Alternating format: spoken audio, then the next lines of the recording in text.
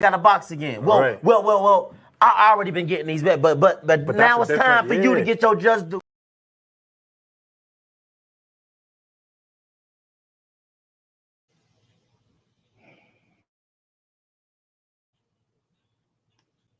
Yeah.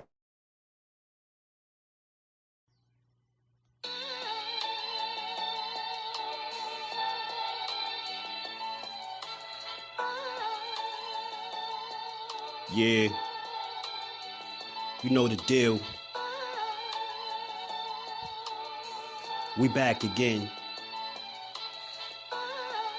Yo.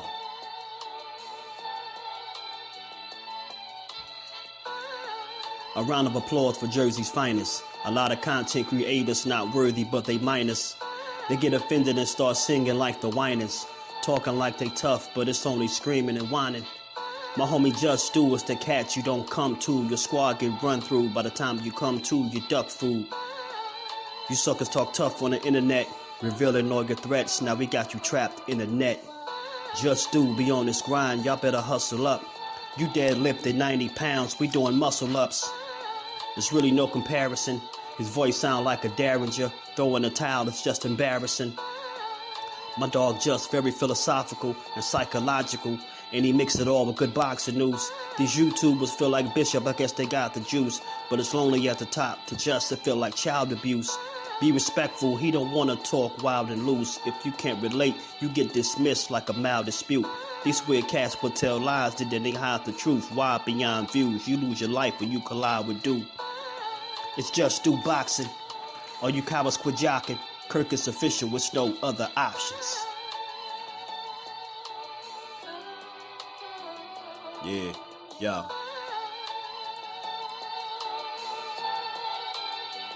You know the deal. Judah Ben, we in the spot. JusDueBoxing, yeah. And of course, shout out to Mrs. Do, holding the whole family down. Word 'em up, word 'em up.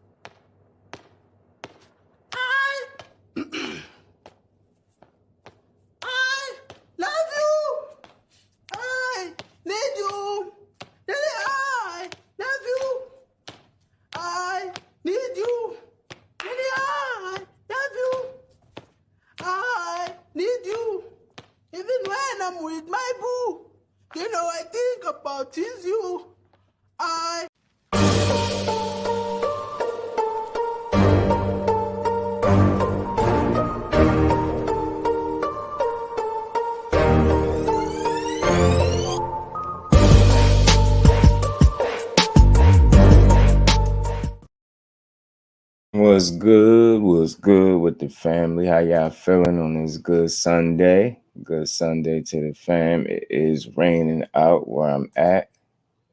The weather is nasty out, but it's all good. It don't stop us from talking this good boxing, man.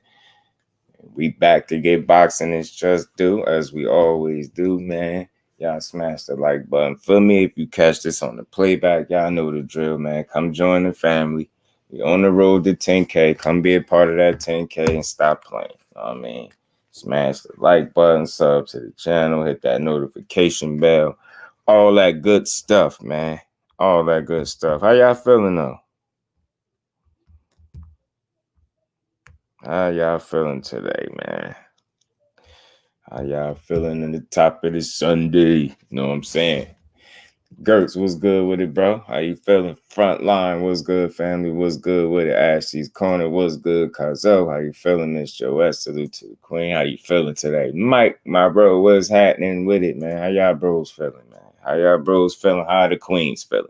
Did y'all enjoy the night of boxing last night? Did y'all enjoy it, man? Was everything okay on the up and up, you know? Was everything on the up and up? Seen some good action. Seen some good action last night. Seen, you know, it was 2 fight cards. One I didn't get to watch live because, you know, we was doing Frank Martin. So I went and peeked, did my little homework, watched some highlights and stuff. I know I ain't had chance to watch the whole card like I wanted to, but I can still do that a little bit later, which I'm more than likely going to do. But I think overall, I always want to start off by giving boxing is just due. And, you know, these, you know, 2 solid cards, you know, good card, man, for Showtime. They had the young boy Freitas Rojas Jr. Hell of a performance for the young kid, man. He came out there, the guns blazing, jab, sharp, crisp. You know what I'm saying? For him to be a 6'2" welterweight is impressive, bro. 6'2" welterweight. You know, he's young. I got to see his age. That's one thing I didn't catch. I didn't catch Buddy's age, man. Did anybody catch at the age of Rojas Jr. last night?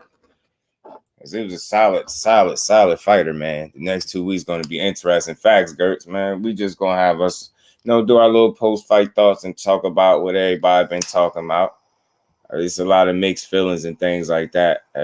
You know, it's a lot of mixed feelings and things. So that's why we here to chop it up, man. Talk this good old boxing. Like I said, Freitas, if I'm saying his name, Freitas Rojas Jr. was impressive, man, for the young kid. I want to see his age so I can know just how old he is.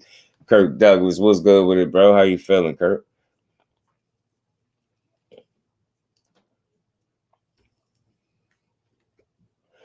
But yeah, man, a young boy came out strong, staying behind that jab.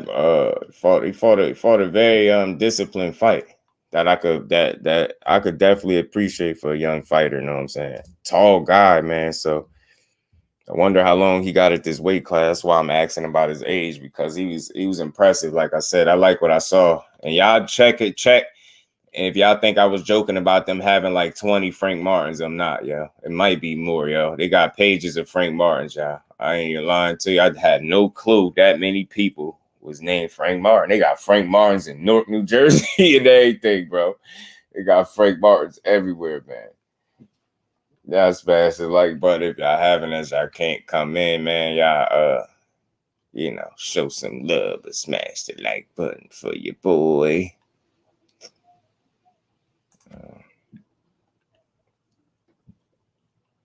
I'm just pulling up Freitas Rojas.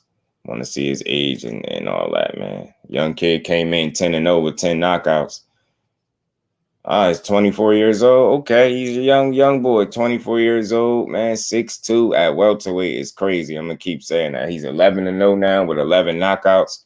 He went up against Diego Santiago Sanchez, a guy that was 19-2. Get what I'm saying? Had a ton of experience, this guy Sanchez did. But you know, credit to the young Freitas Rojas, man, the way he came in there and approached this fight. Fought a very disciplined fight. Like I said, he was very smart. He stayed behind the jab. I think he used his height and reach accordingly. You get what I'm saying? It's a guy that, you know, normally you don't see tall guys use their natural physical gifts, but this guy, on the other hand, he was switched on. I think he did a hell of a job staying behind his jab, picking his shots. He was going to the body well, doing it on both sides. Like it's a lot to like. He was sniping with the left hand a little bit, and he kept that jab, different variations of the jab. He can move pretty well to be a taller guy. You know what I'm saying? He's pretty good on his feet. 20 Frank J, you seen it? Cuz it was crazy, right? 20 Frank, and they got pages of him, so it might be even more than that. He's 24, he'd be 25 in August. Salute to you, Gertz. Appreciate that. You missed that fight. Yeah, Cuzzo, Mike, he nice. That's somebody to go look out for, Cuzzo. Freitas Rojas Jr. Let me just pull it up because it is Sunday and we cooking, man. We just getting started. Let's pull him up real quick so we can know where everybody be on point with the young boy, Freitas Rojas. I hate butchering people's names. I really don't like doing it, but yeah, this young kid, he's nice, yo. He's nice. You know, and I was coming in, I wanted to see what the power was like, and I know people felt like he needed a bit more pop. But me personally, I think the young Freitas, He showed good punching power. I just think he had a guy in there that was tough and battle tested, and he had a pretty damn sturdy chin because he was getting touched up left and right. During this fight, they brought up Marquise Taylor. Talk about it. Behind the Hands TV was good with my bro Mo, man. I'm definitely drop the link if you want to come chop it up about these fights, man. It's always good to get another dope, unbiased perspective, man. Anybody in the chat, y'all know I don't vouch for everybody, but that's another one. Y'all go check out Behind the Hands TV if y'all haven't. Trust me, man. You like solid people. You like, unbiased and real content. There you go. Behind the Hands is your guy. But yeah, man, it's 11-0 kid. Came in 10-0, 10 knockouts. Impressive resume. He did keep his KO streak intact. Like I said, at 6'2", 24 years old, man. I really don't like how they don't have his reach up here. That stinks. But we seen something out of this kid. We seen a nice offensive arsenal. We seen a guy that was responsible defensively. You get what I'm saying? So I think he got a pretty high ceiling, man. At the rate he's going, man, he's very impressive. Like I said, and he handled this guy. They had to save him from himself. He was getting dominated. He didn't win a round. He was competing, but he was losing all the rounds, if that makes sense. And he wasn't landing a ton of stuff either. So his corner did give him the heads up and told him that if you don't show me something, we're gonna stop it. And that's exactly what happened in the 7th. They pretty much had to save bro from himself because he wasn't gonna quit. So I do think it was a nice, like I said, win for this young kid, only 24 years old, very tall for this weight class. I mean, he uses the physical gifts that he has. You get what I'm saying? He can mix it up in there a bit. I like his movement, and he's reactive and responsible defensively, and that's all you can ask for being a young fighter. I like what I'm saying. It's not a lot of negative takeaways from the guy's fight. Get what I'm saying? He was in there with a guy that was considerably more experienced than he was as a professional. And I think he went in there and handled business. Like, my thing is, had you not known how many fights he had, you get what I'm saying, and you would just see him fight, you'll definitely think he had more than 10 fights is what I'm saying. That's not a guy that looked like he had 10, 11 fights after the fight was over. Salute to my bro Behind the Hands TV. What's good with him, man? And what's good with it, my bro? Yes, sir, man. You got to get your just due, man. Supporting this here grind. What's good with it, Ant? How you feeling, bro? Just in case anybody might want to come build with your boy, we going to do it. We're going to build, man. We going to build. Y'all know your boy is always about to build. But yeah, man, Fridas, that was my first time seeing him, and I'm pretty sure it won't be my last because I definitely got an eye on him now. I will be checking for him. Like I said, I like the talent, the skill set.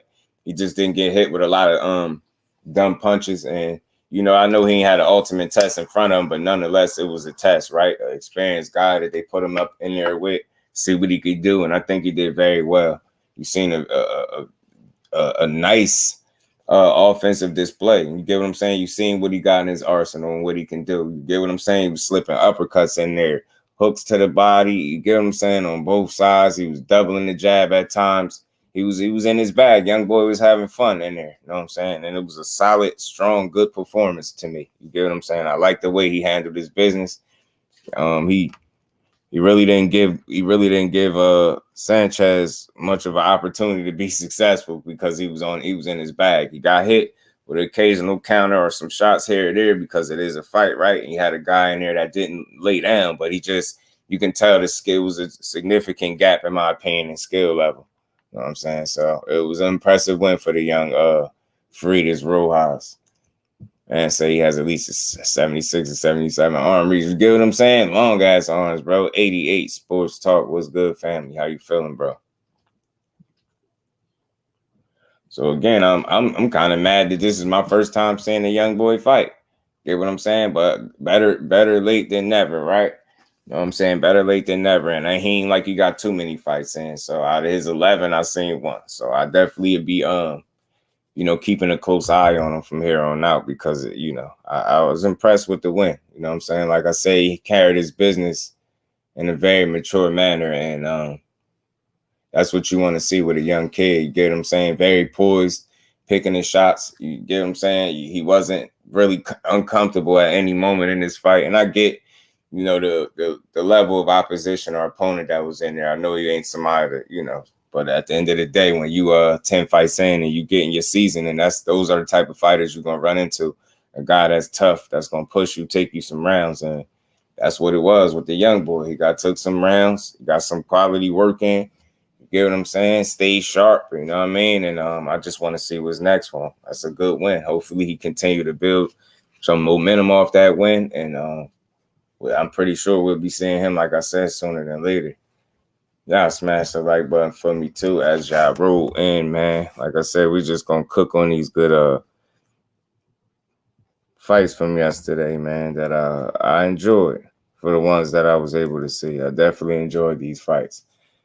But let's see what they got. Let's see how they continue to move this young Rojas Jr. Like I said, man, it's a refreshing set of skills, man. An interesting guy, and again, young, but understanding how to use his physical gifts and not making fights tougher than what they need to be. You get what I'm saying? I think he did a good job, you know, controlling the pace of the fight. You get what I'm saying? And in the range in which he wanted to fight at, which I, like in turn just made the fight easier for him. You get what I'm saying? It was a pretty clean performance, and he fought at a good controlled pace, you know, throughout the 7 rounds all the way up into the stoppage. So I noticed I didn't see no considerable drop off and activity and things that he was doing in there, right? He set a pace and he maintained it pretty well, and all the way up into the towel got, you know, wave. So again, man, that's just another good bright talent I think we should, you know, pay attention to. Keep our eyes out for the young man. And let's see what he got for us in store next, man. Let's see what they got in store for the young man next. Thrill Hill, what's good, family? How you feeling, bro? But nonetheless, man, the young boy went out there and handled business. Business he did. But since we talking about the young one, we're gonna bounce back because I went and took a peek at Andy Cruz's performance from yesterday. And look, I already knew people with him being fighting Burgos, which is a common opponent of KEYSHAWN Davis. I already knew the comparisons was going to start flying, and people was going to start saying who they felt like did better against the guy. At the end of the day, he was very sharp out there in his pro debut, and he already fighting 10 rounders. You know, he fought a very, very experienced guy in Burgos. Let me pull Burgos up too, because Burgos got a lot of fights, bro. Buddy has been around the block, and he done been in there with some pretty solid, some pretty good, damn good fighters. Like I say, he fought Mikey Garcia in his prime, and Mikey didn't stop him, so I didn't expect Andy Cruz to stop him either. You know what I'm saying? I was looking for it, in terms of see if he was going to do it, because that would have been something that would have stood out. But as it stands, I mean, yeah, he dominated him 190 twice, and then it was 98-92. So unanimous decision, pro debut for Andy Cruz. Solid win. Like I said, it seems like they're fast tracking him, because not only is he already started off in 10 round fights, they put him in there with a common opponent of KEYSHAWN Davis, who was Juan Carlos Burgos. Like I said, man, Juan Carlos Burgos is a guy that been around the block. He's 35 years old. He has 35 wins, 8 losses, 3 draws. He's never been stopped, and he got 21 wins by way of knockout, of course. Orthodox fighter, 68.5-inch reach, 5'9.5".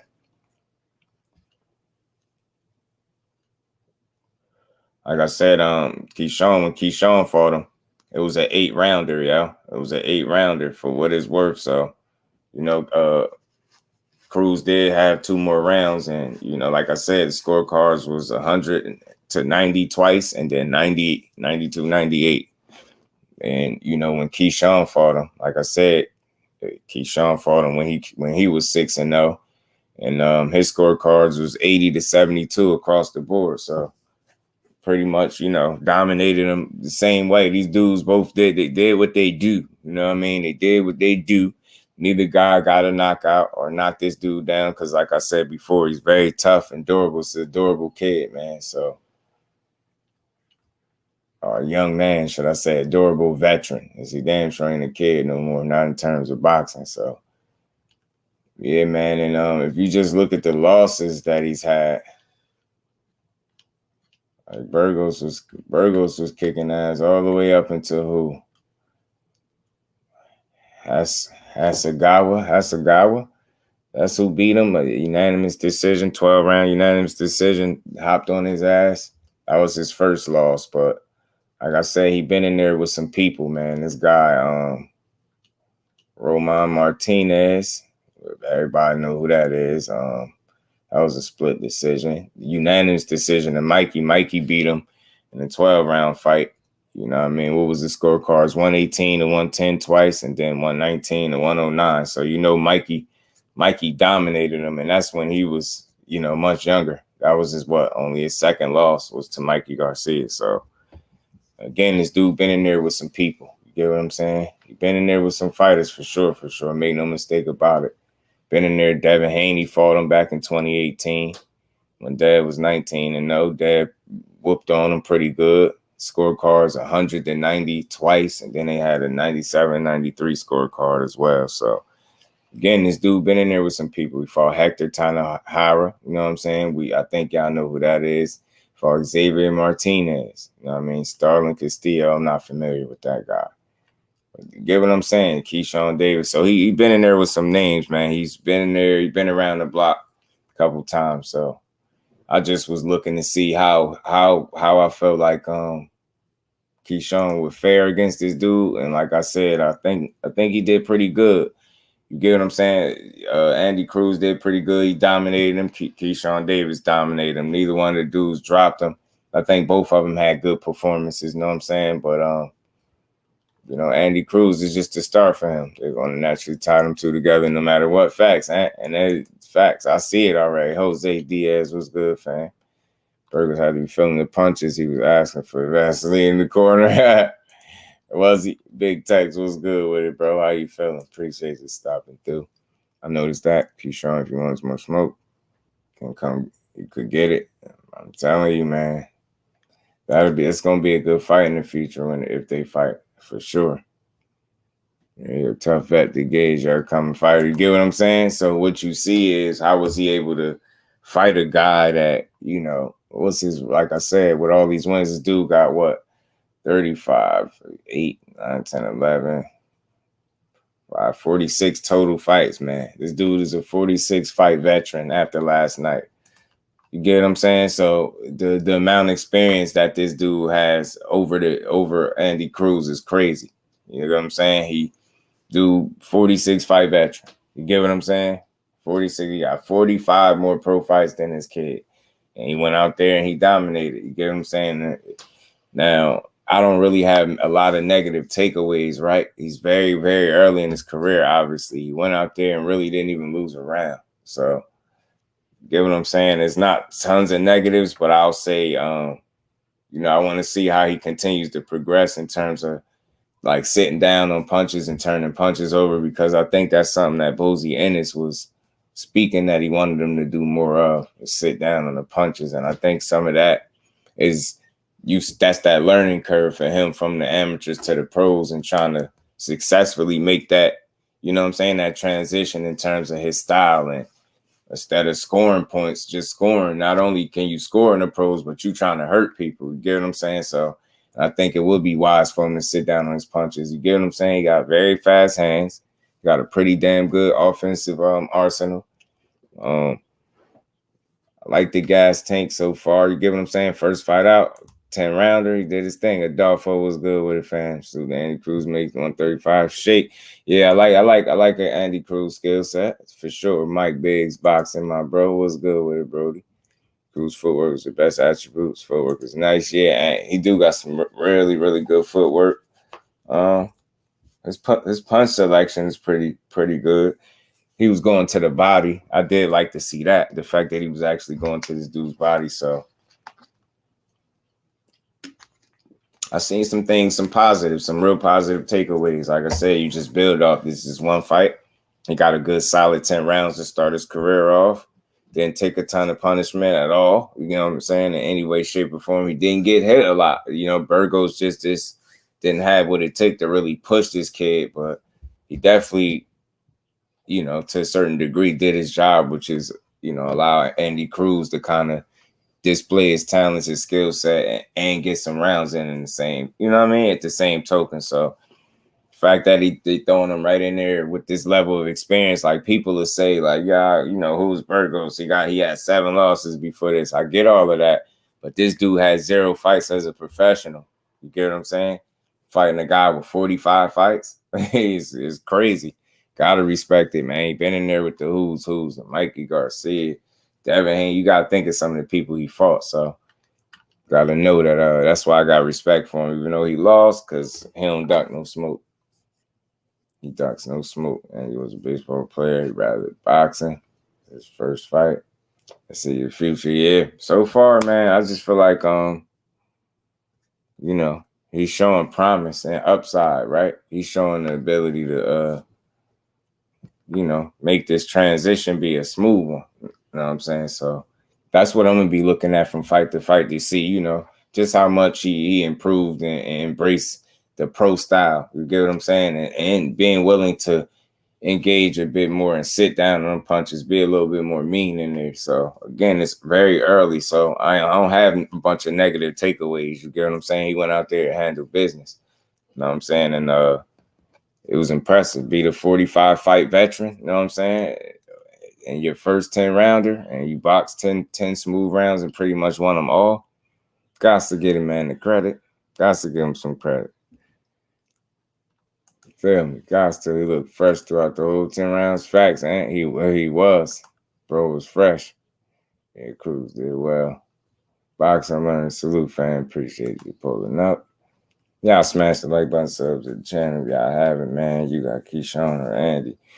Joseph, what's good with it, bro? Right now, I would lean toward KEYSHAWN for sure. I know the history in the amateurs, but right now, just seeing how, you know, how it looks, you know, I think KEYSHAWN is definitely obviously further along, more refined with the skills. Definitely don't need to be told to turn the punches over, right? Or sit down on your punches. He know when to do that. I see more CRUZ. Yeah, right. And that's why I say I want to be straight down the middle, as I always am. I don't want to sit up here and have a bunch of negative takeaways because I don't have that, right? KEYSHAWN is not beating Andy. I say, man, you know, I seen this one fight, and just if people are asking that right now, I would lean toward KEYSHAWN beating him because he clearly got obviously more pro experience right now. I think that stuff matters. They both boxed at the highest level, although he seemed to have KEYSHAWN's number in the amateurs and beating them multiple occasions. But, you know, I just know the amateurs and pros, which we all know is different. But sometimes people can really have your number. Sometimes, you know, person beat you in the amateurs, you turn pro, they beat you there too. So that's just one of them situations. My brother, he beat him 4 times in amateurs and different. Yes, yeah, I know. I mean, I know. I'm very familiar with this story, bro. But I just know, like, for me, I feel like he beat him, though none of the fights were like blowouts, right? It wasn't like KEYSHAWN. It's night and day in there. Although a win is a win. No excuse for why he won. The better man won those fights, right? But just having, you know, him still needing more pro experience. You get what I'm saying? That's all it is. You know what I mean? So he ain't that far off. Look, he already got a common opponent. Jumped right in there, and he got to it. I like Andy CRUZ, but I'll just say this. It's not out the realm of possibility for him to lose to KEYSHAWN Davis because he beat him in the amateurs. You get what I'm saying?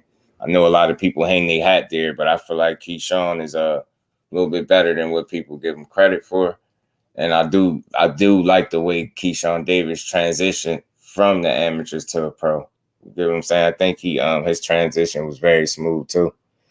I mean, and he did well, but he had some work to do. It's different than pros, right? And it's all fair. Definitely, you know what I mean? After one fight, absolutely. KEYSHAWN had a pro style in the amateur. I bet KEYSHAWN way more comfortable as a pro, and it's not close. Yeah, I mean, you can see it, I think, and that's for obvious reasons too, right? You get what I'm saying? So that's why I'm like, I get y'all them amateur wins in y'all head. Y'all like, man, he get in here and do the same thing. It's possible, bro. But like my bro said, I think he's a bit more comfortable at this stage. You know what I mean? Considerably more comfortable at this stage. And more than likely for good reasoning, but I do agree with that. The comfortability does matter. It does matter for sure, for sure. PGH Big Dog is in the building. What's good, bro? How you feeling? But yeah, man, overall, you know, good win. You know, he showed his offense, you know what I mean? He showed some of that skill set. You get what I'm saying? Got great footwork, bro. Great footwork. He had a different variation of punches that I liked. He was mixing it up a bit, like I said, going to the body. You know what I mean? A little stab. I seen some of that Bosey schooling coming out. I seen some of it, but even Bosey himself still wanted him to sit down a bit more on his punches. And I think that'll come with time, with comfort, right? As he gets comfortable. You get what I'm saying? I ain't set the bar unrealistically high. You get what I'm saying? It's his pro debut, man. But he went out there and he put together a strong win. And now on to the next. Got his feet wet. And I know he's going to go put in some more work and continue to try to make his mark at 35. That's what I'm glad to see. He here now. You know what I mean? Later than I know he wanted to be. What is he, 27 now? He's 27. So I think that's part of the reason why they got him on the fast track too. Other than the obvious fact that they think highly of his skill set and things like that. But he's definitely on the fast track for sure. I think CRUZ will mesh well in the pros with more teaching with Bosey. Absolutely, that's fair to say. Absolutely. Big Dog Willie in the house. What's good, my bro? Shakur, Tank, and Devin. Wash Frank Martin. I feel you. Maniac Salute family. Appreciate you pulling up. How you feeling? Mo City Behind the Hands TV. What's good, my bro? How you feeling? What's up with it, bro? You know, out here chopping it up about this pro debut of Andy Cruz. Was you able to catch it? Yeah. I watched. What you think? I think he got a lot of skill. I think he's very talented. Right. I think a lot of people overlook what makes you successful as an amateur is extraordinarily counterproductive at being a professional. Right. A lot of amateurs just touch.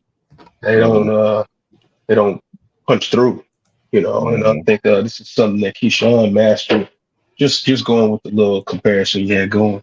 Something KEYSHAWN mastered before he even got there. So, you know, in KEYSHAWN's words, it's a lot of the reason why he lost those fights. You know, but I'm not agreeing or disagreeing. I'm just stating what was already said. But you know, I think today Andy's gonna have to get used to punching through his target. It's not gonna be an overnight thing. Right. You know, my thoughts exactly. Mm-hmm. But overall, man, he looked good because he's talented. Big Dog Willie in that super chat. He said Con KO AJ in the street fight. And that was just because, you know what I'm saying? You know Con like that, man. You know Con. And we ain't never got to box again. Well, I already been getting these bet, but now it's time for you to get your JusDueBoxing. Oh my God. Let me tell you, Brody. Yeah, fool, Big Dog. Yeah, dog. I see this man pulling American drive-bys all across the YouTube street. Right. He be tearing people up. You got to catch the people that don't know that he be getting. Yeah. That's why I love it. That's why I love it. I love it. That's why I appreciate Big Dog. Always come in with it. Keep doing it too, man. I see why he do it. I get it completely. Mark Quay, what's good with it, fam? Just like Devin was supposed to watch Loma, right? Shakur has one fight at 135. Tank just got out of a short bid. Let's see how these fights play out. Right. I just think what it is for me, and this is for me. You know, I feel like when it comes to Shakur, I feel like he's not a guy that uses weight to win fights, right? So I just don't think that's where the assessment lies when it comes to if he'll be successful against these other guys. I don't factor in that as much as him just having one fight at, 35. I actually think the fact that he's maneuvered through a couple weight classes and then got there, I think that, you get what I'm saying? That's some seasoning that comes with it. You get what I'm saying? Yeah. That's experience picked up and gained, and it's a reason why already he's here. It sounds like people are downplaying the development that he's went through. Yeah, it's true. That most people do that. Not Mark Quake not doing it, but that's what people do a lot when No, they not him, but definitely they when they overlook reduce his that career to just 35. yeah. I'm like, yo, he was in 2 other weight classes that you can't ignore it. Getting that And the then proper seasoning, you know what I'm saying? And like I told you before, the extra seasoning that only a small percentage of fighters even get to touch is that Olympic pedigree. People downplay it like it means nothing, but in actuality, it means everything. Seeing fighters and styles from across the world, that matters. Right. Especially when I feel like, you know, and the fact that you don't get to pick these people, you got to fight who's there, the guy, and that season and that experience, I think is priceless. And on top of that, especially when you've shown that you've been able to transition from an amateur to a pro with no problem, like your learning curve is just, you know what I mean? You hit your stride and you've been shown to just be quality. And I think that's where my assessment, that's how I assess him. Like I've seen it time and time again, you know, out of them 20 fights, I've pretty much seen them all. So I feel like, you get what I'm saying? We seeing a guy really show you that he can handle himself. You get what I'm saying? In other weight classes. So what I seen in his first fight, I get Yoshino ain't the sexy name, right? That ain't the guy that people look like who's supposed to really test him, but he is a guy that was coming off a knockout over Nakatani. You get what I'm saying? That same Nakatani had made Tio look, you know, so a little subpar and had him questioning and not wanting to fight tall fighters no more. So I look at stuff like that. You get what I'm saying? And Nakatani might not been that same version when Yoshino got to him because obviously Lomachenko put some hands on him and stopped him too. But I still look at it like you got to give credit where it's due. Not everybody getting in there stopping Nakatani. You get what I'm saying? He stopped him in 6. I'm like, I thought that was a solid win for him. And he was undefeated coming into the fight, relatively unknown to us. Of course, that's how it is. But 16-0, 12 KOs. Gonna say he was no killer, but up until that point, who did him like that? He getting dropped to the body, head, like he got punched on. So that's how I assess things. And the name ain't that crazy, but it's he did come off a solid win, still undefeated. Got him a stoppage over a pretty solid big guy. Know what I mean? And you know, he said yes, and we seen how that fight went. But I just can't wait to see them all play out. Like I said, I'm with you. We want to see them all. What's good, Jose, what's good, bro? What do you think, man? How do you think Andy did? Yeah, you know, I was a baseball player from Cuba. I was not a boxer. I was a baseball player. Mm-hmm. You say, how did Andy do? How do you think? How did I think Andy did? I think Andy did a good job. His first fight there. Yeah. He got a strong 10 rounds in. He's in there with a guy that had 45 more fights than he did. You get what I'm saying? So he went in there and didn't lose a round. Like the only thing I'll say, like I said, you could see the transition in phase, right? He obviously need to get more comfortable sitting down on them punches and bringing that element to the game, to his game. You get what I'm saying? I think in time it'll happen. Yep. Mm-hmm. It'll happen in time, I think. Hey, look, Just Do, my brother. This is the thing that always I see with Cuban boxers. I'm from Cuba. Then I learned how to shoot. Okay, and bro, why don't they sit down on punches? They just touch. Come on, bro. Because their style is more conducive to amateurs, though. That's why. And if you go look at it, Cuba kicks everybody's ass in the fucking Olympics. They kick everybody's ass because that's why they don't. Because they don't burn a lot of time and energy sitting down on punches. That's not what's going to get you to win as an amateur. That's right, Miss Joe. I agree. I don't think he no feather fisted guy or nothing like that by any stretch. I think it just really is a matter of like being more comfortable. This application. That's what it is. It's just application. Right. Mm-hmm. And I feel like we just got to give him that time. If we being fair, like that's his first fight. Give him some time. He looks solid out there, man. Looks solid. You're right. Looks solid. He dominated. You know what I'm saying? Good win. Good win. Now you just build off that. You got over here with Bozy and Boots. I seen some of that Bozy schooling on the way he was shooting some of them shots. I like it. Got some fast hands. He got really good feet. I mean, responsible defensively. Get what I'm saying? This guy just couldn't do nothing much with him. So He just gonna build off it, man. He gonna be around. I think Andy CRUZ very talented. Like bro said, he's a talented dude. I'm all about building this sport up. So I'm not coming or looking at that fight trying to draw a ton of negatives, like, because they're not there. But that's a good performance, strong. You know what I mean? He didn't have to knock a guy out because he don't get knocked out by nobody. You know what I mean? Dude barely be getting hurt. Burgos do. So he got hands put on him last night, and it's a cool 10 rounds for Andy CRUZ, man. And you move on. You didn't get hit with a lot of stupid shots. You know what I mean?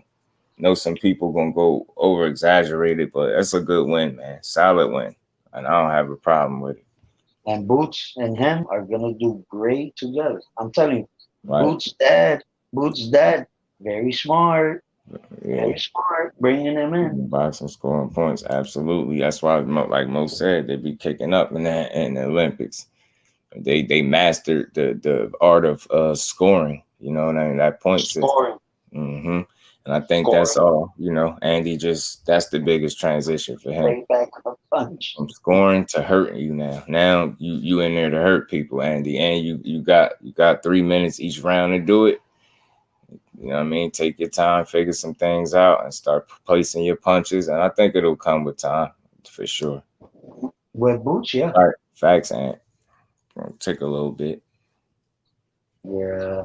Good win, though, man. Nonetheless, man, I appreciate the solid win from him. You know what I'm saying? You just keep building from here. Good win. Solid win. But who else, man? Who else fought that was definitely worth noting and talking about? Let me ask you. Also on the card, we also know the main event. Like I said, I had to go peek at it. I didn't get to watch the replays all like I wanted to, but I seen what I pretty much, based on what everybody was telling me and what I seen, and you know, the zone gave you long ass replays, highlights and stuff. So I think, again, her biggest issue was what we all knew it was for ALYCIA Baumgardner coming into this fight, is the gas tank. And I said, you know, salute to KO. He made a great point. He said, you know, the way she trained, you know, she's very explosive, and that's the way she trained. And as a result, you know, your gas tank usually takes a hit because that's how she fight, for explosion, you know. So I think it's all about pace for her moving forward, and always being, you know what I mean, mindful of that, and not just understanding she don't have to throw every punch hard. You know what I'm saying? Everything got to be a knockout. Everything got to be a bomb, even though it's on the front of your trunks, but it ain't always got to be a bomb in there. I think that was the biggest critique from what I can see and what I've heard, is her inactivity within these rounds, and like essentially damn near taking rounds off and allowing Christina to work. You know what I'm saying? That's something that, you know, she definitely want to be mindful of, depending on what fighter she goes up against. But nonetheless, man, it was good to see Thomas was good with it, fam. What you think, Mo? What you think about ALYCIA last night? I think I know why that girl gave her problems the first time they fought. I think I see that. There was a certain, I think I told you this, you know, certain uncertainty in some instances that I saw from her that I didn't see against Michaela Meyer. I saw somebody on go against Michaela Meyer who was willing to run out of gas to get their point across. Last night, I seen somebody so conservative that they didn't even risk being in that position. You know, I mean, I think she's talented enough to have, you know, in my opinion, she could have got that girl out of there. In my opinion, I mean, you know, I think she's a strong, explosive fighter when she chooses to be. And this lady, not to take anything away from women, they're strong, all that. I don't want to even go down that dark alley, but the woman's not too far removed from having a kid, you know, and right. I just saw somebody who seemed a slight tad bit like she did a lot of thinking when she approached her, and then the inactivity was killing me. Right. You know, I mean, there were rounds where she wouldn't even throw a punch, you know, and I was having a hard time with that, because I know as strong and as explosive as she is, this girl really shouldn't stand in front of you the way she's doing. And I mean, I can't give her too much critique, because I mean, hell, she won, but Yeah, it was a rough ride. Right. Yeah, man. I'm right with you. I think that's the biggest concern for me in any fight for her. I think the skill is there, the IQ and things like that is there. You know, she's definitely explosive as hell. So that power, she checked that box. But I think, yeah, most importantly, it's just that pace and gas tank, and you know, making sure you're not constantly putting yourself in a situation where you got to take rounds off.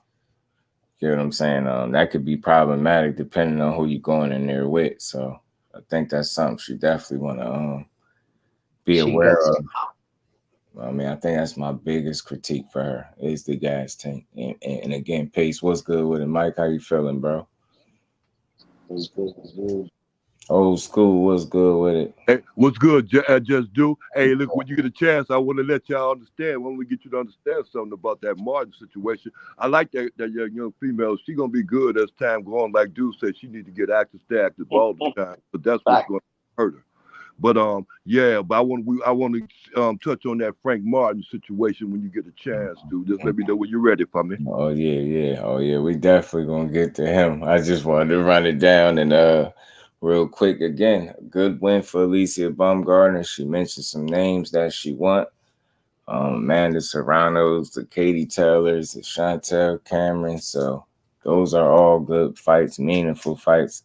Think she'll deliver. If she gets any of them, it'll be a good one. So we're going to see what's next for her. But nonetheless, she did go out there in her hometown fight. And, you know, she did good. She did good, but it definitely could have been better. It was a little leaky in spots, like I said, where she just wasn't being active. When she was on it, she was on it. When she was taking them rounds off, essentially, or kind of recharging, as they call it, recharging the batteries, you could tell. And in those moments, I think that's when Christina was also able to have success too. So, like I said, it's the biggest takeaway in terms of criticism, like just, you know, pacing, not making sure you're not standing in front of somebody because you done shot your load in the round before that. Flawless mentality, Dr. Mark. Salute to the OG. How you feeling, man? Hello. Some blessings to you. But yeah, and then so again, let's see what's next for her. Solid win. With Christina Lindar too, if I'm saying it right, she'll definitely be back. And like Mo said, that's one of the things that I've heard from other people as well. I didn't see their first initial fight, but people also said they can see why, like from some of the success she was having in this rematch as to why she beat her the first time. So I think that's fair, but I did feel like ALYCIA was going to pull this fight off on the cards. I was right. I didn't think it was going to be no knockout. I did think it was going to be competitive, but I felt like she improved enough. And, you know, timing is everything. Not saying she fought the girl at the wrong time or anything like that, but, you know, she riding a lot of momentum, and she ain't lost since fighting her. So that was about 5 years ago, 4 or 5 years ago. So, you know, she's been on a hell of a win streak and get some quality, solid wins under her belt. You know, her being undisputed, she looking like one of the ones. So I like what I'm seeing from ALYCIA. Let's see what she give us next, man. I know she's gonna take her a nice break, little rest as she deserve, and should be back at it. But moving past that, is she in the same weight class as Shields? Nah. Okay. Yeah, she is. She weigh at 130. Okay. She will never fight Clarissa. It's too far apart. Right. Absolutely not. That'd be way too much of a jump. But I do love what she giving us right now, and I just hope she continue to, you know, try to improve, get better, which she will do, and we'll see what's next for her. But and this PBC card, I already told y'all how I felt about the young boy Rojas. He did his thing, but somebody also on that card that had a pretty good solid fight. I know he fought an older guy, you know, a veteran, and Victor Postol, but nonetheless, man, Elvis Rodriguez fought a pretty damn good fight, man. This was a good fight. You know, he was tested in spots. You get what I'm saying? Victor Postol didn't come out there and just, you know, lay down for him, but he was out there working that jab. But I feel like once Elvis realized that, he started to press him just a bit more because to be honest, that's all Viktor Postol really be known for. He's gonna keep that jab on you. I mean, slip some shots in there behind the jab, but for the most part, he be jab heavy, and it seemed like Elvis, figured that out, and he was coming over top of his joint, was catching him heavy. He started doing some damage to that left eye, and them shots they was coming in singles, but they was doing damage, and every now and then you'll see Elvis throw a combination, and so. It's the only thing for him. He just seemed like he could have been more busy, but I'm just not mad at it, seeing how the performance actually played out. Because once he turned up the heat, man, he started to Hey, just what I've seen in Viktor Postol is his punch resistance has dropped a significant amount since he fought Antoine. Before he went to the war, I could just tell that that time off didn't do him no favors as far as and being able to eat certain punches, because he ate massive shots from Antoine. And in my opinion, that fight was stopped prematurely. It only had 9-10 seconds left in the fight, and they stopped it. But against Elvis hit him clean. Elvis a young guy, a lot of high energy, a lot of educated pressure. But I could tell that Viktor Postol is definitely on the downward spiral.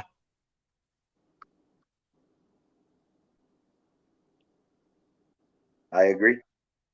I definitely could agree with that. And punch resistance does matter. And once your punch resistance is compromised, you already know. You just don't take the shot the same way you used to. You're out of gas.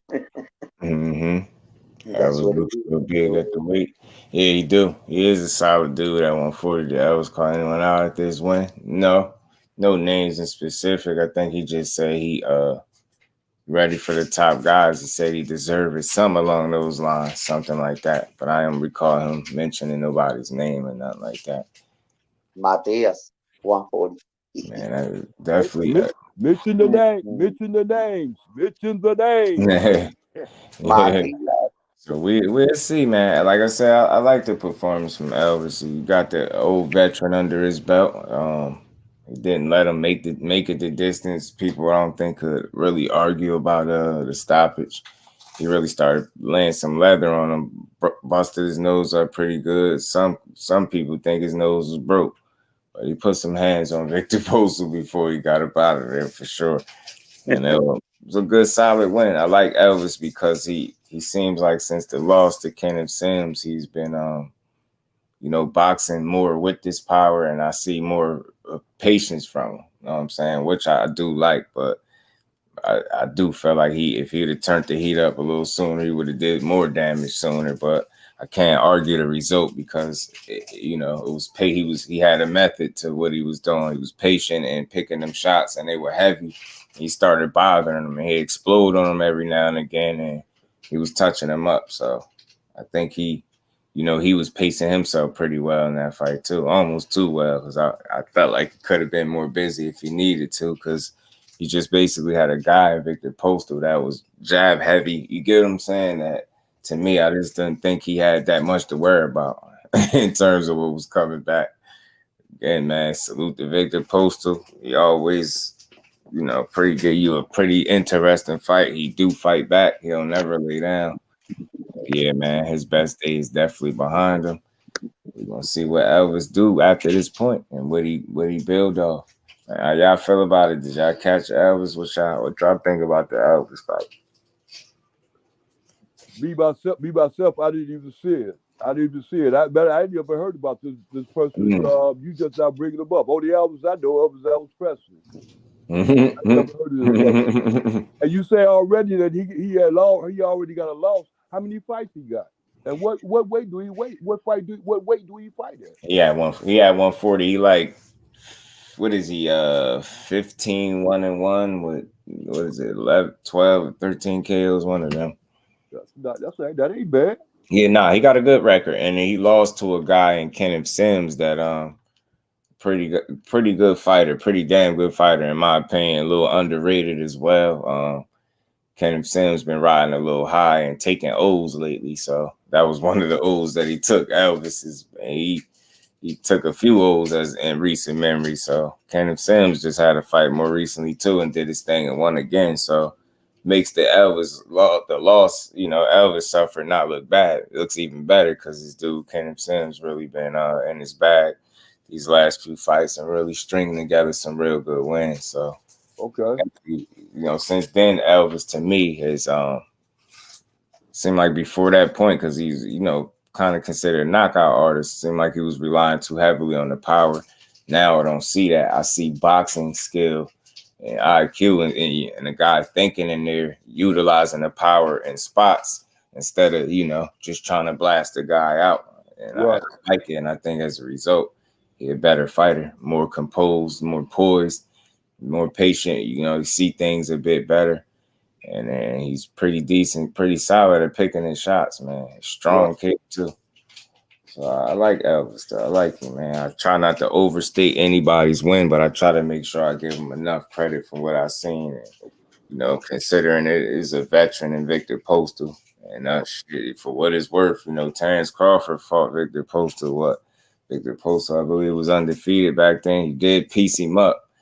And he stopped. He didn't stop him. You get what I'm saying, right? You stop him for what it's worth. So, right. I mean, Elvis did, you know what I mean? He can hang his hat there, but I think he'll just build off this win. And it's cool to see Freddie Roach still in there kicking, bro, because to be honest, from the little bit of trainer tracks that I was hearing, the things that Freddie Roach was mentioning seemed like they was right on par with what was taking place and what he needed to do. And I think he gave good instruction for that fight from what I was hearing. And, you know, Elvis went out there like a good fighter and he executed. So, like I said, solid win for him for sure. Yeah. I want to see what's next for him, man. Like he said, he won a top guy, so he feel like he deserved it. So we'll see where they stick him in with. You know what I mean? It's going to be cool to see.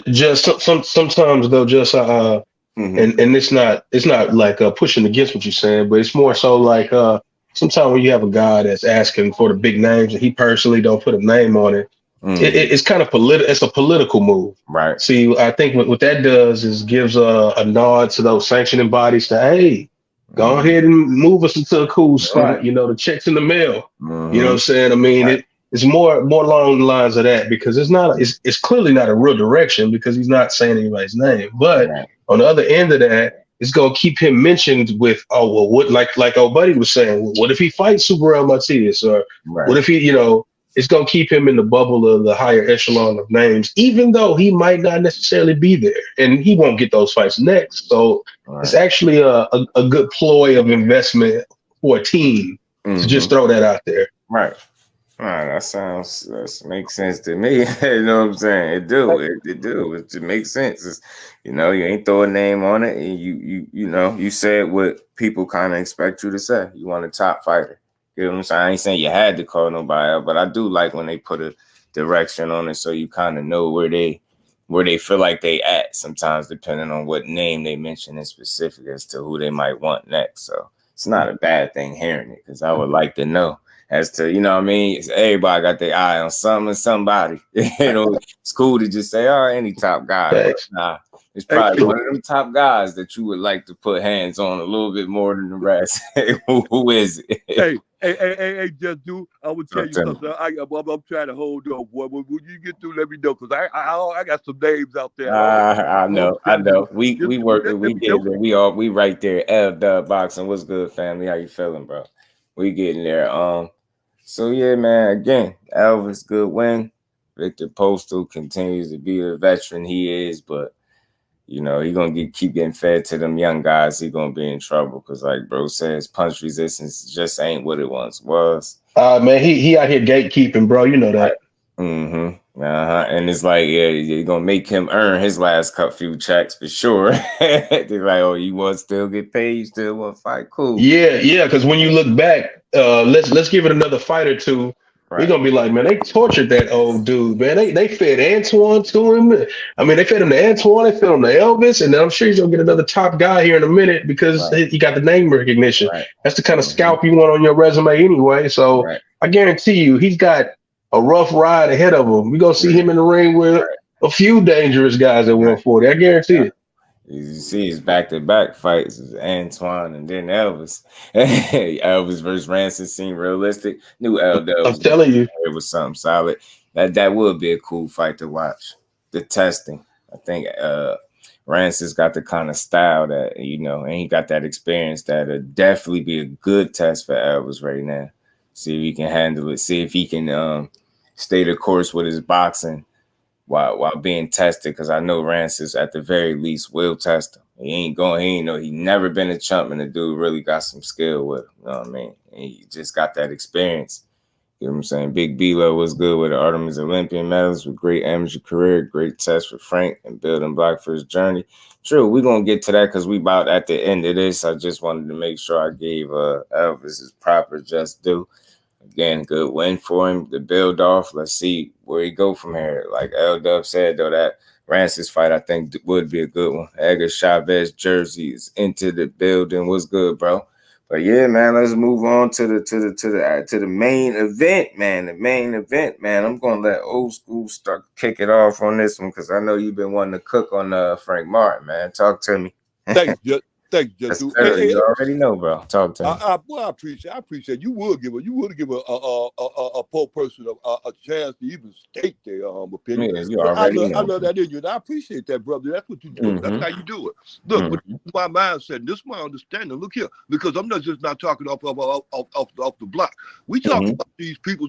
Okay, I'm 140 is cool. 140 needs some help because they need to move up some and get some competition at that 140 class, because everybody want to move from 135 and move up because they scared of what's coming at that 135 because it's a log jam down there.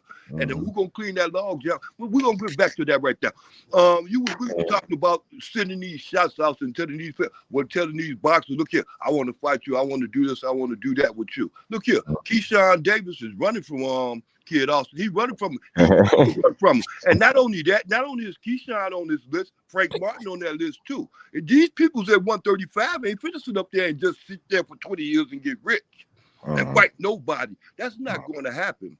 Right. I don't know. Just do. What do you think? Because I'm not going to the 140 situation. They need help up there. 135, they need some cleaning up there, down there. So I mean, what do you think? As far as Frank Martin ain't gonna have a chance when he get up in front of Kid Austin. Let me say that right. So before he get up in front of Kid Austin gonna take care of that business.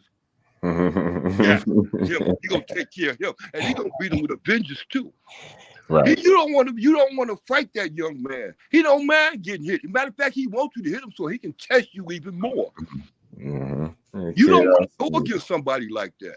Yeah, Big B-Lo, don't forget, man. Victor Postol, that's the one that stopped Matisse.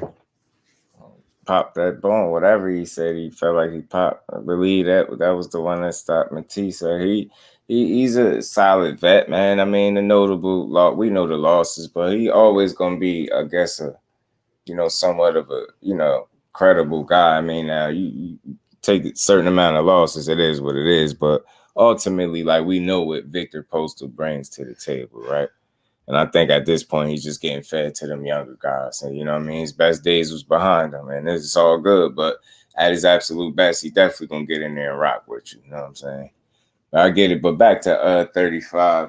Look, 35 just need to mix it up. Everybody that's feel like they're a top guy need to mix it up with another. They ain't going to do that, though. They got too much to lose, though. They got too much to just do. At some point, it's going to have to happen, or people going to call it for what it is. You know what I'm saying? As far as, like, if anybody's being ducked, I don't think just yet, right?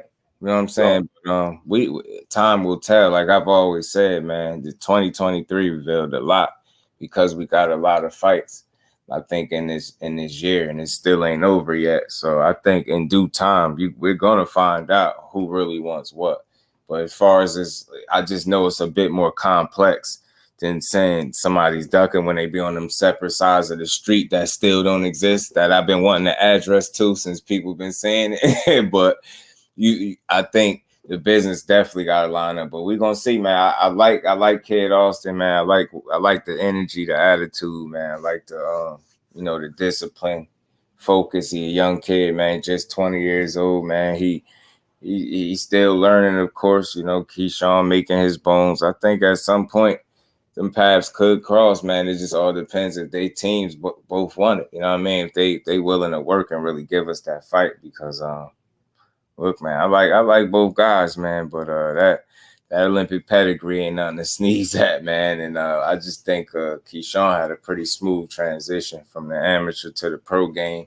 Think he getting a lot of good schooling right now as well. Some people might not see it that way. They feel like he ain't fighting nobody, quote unquote. But I feel like he getting a seasoning that a prospect is supposed to get himself in position to be a contender / you know what I mean, for a title. So I think all these do is just a bit early, right? So right now I know what you're gonna see is you're gonna see some back and forth, you're gonna see some posturing, but I feel like through all of that, there will be an opportunity that will present itself for us to know, you know, if any of these dudes really want to fight each other, or are they just cool with, you know, talking on social media. Yeah, they just cool with it. They don't want. KEYSHAWN don't want to fight him. Matter of fact, when you were saying, you know, that Olympic thing with KEYSHAWN, you know what I'm saying, his dream was, and his hopes and his everything else was broken because he lost the dude.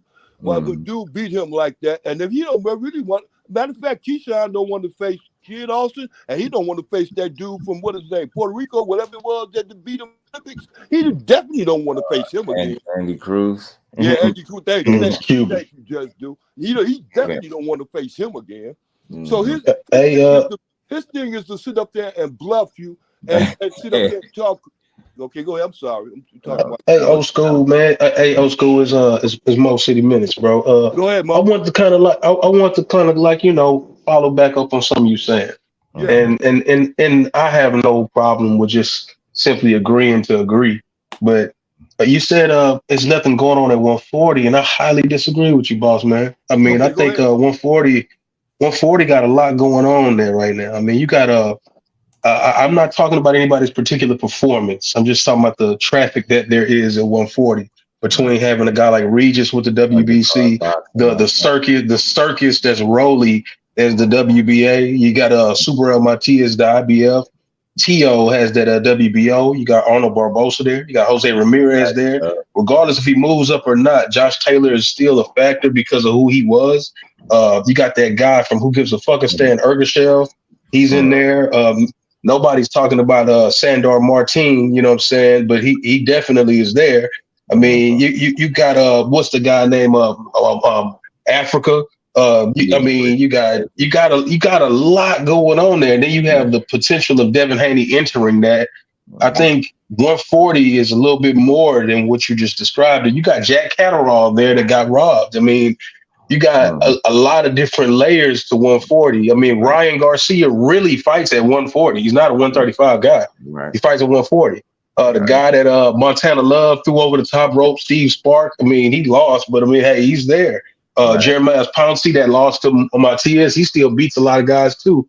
What I'm saying is that there's more, it's way more deep than what you described. It's actually more deep than 35. It's just 35 got these big names. That's about it, you know. But I mean, respect to you and how you see it. But I just thought I'd throw that out there, brother. Right. Nah, they did 140 is definitely. I agree with you. I agree with you. Right. Big Dog Willie back. Go ahead. Oh yeah, I agree. A Haney Coat member blocked you from their channel. Damn, they did. Golly, man. Y'all know it's all love. We love to talk this boxing over here. We love boxing. I'm gonna always say this.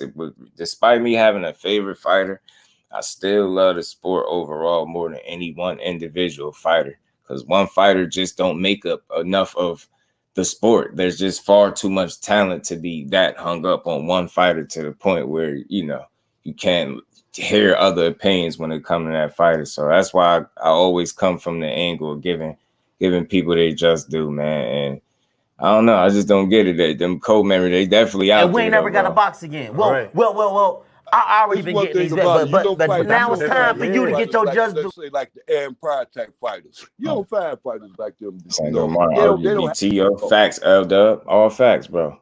Facts.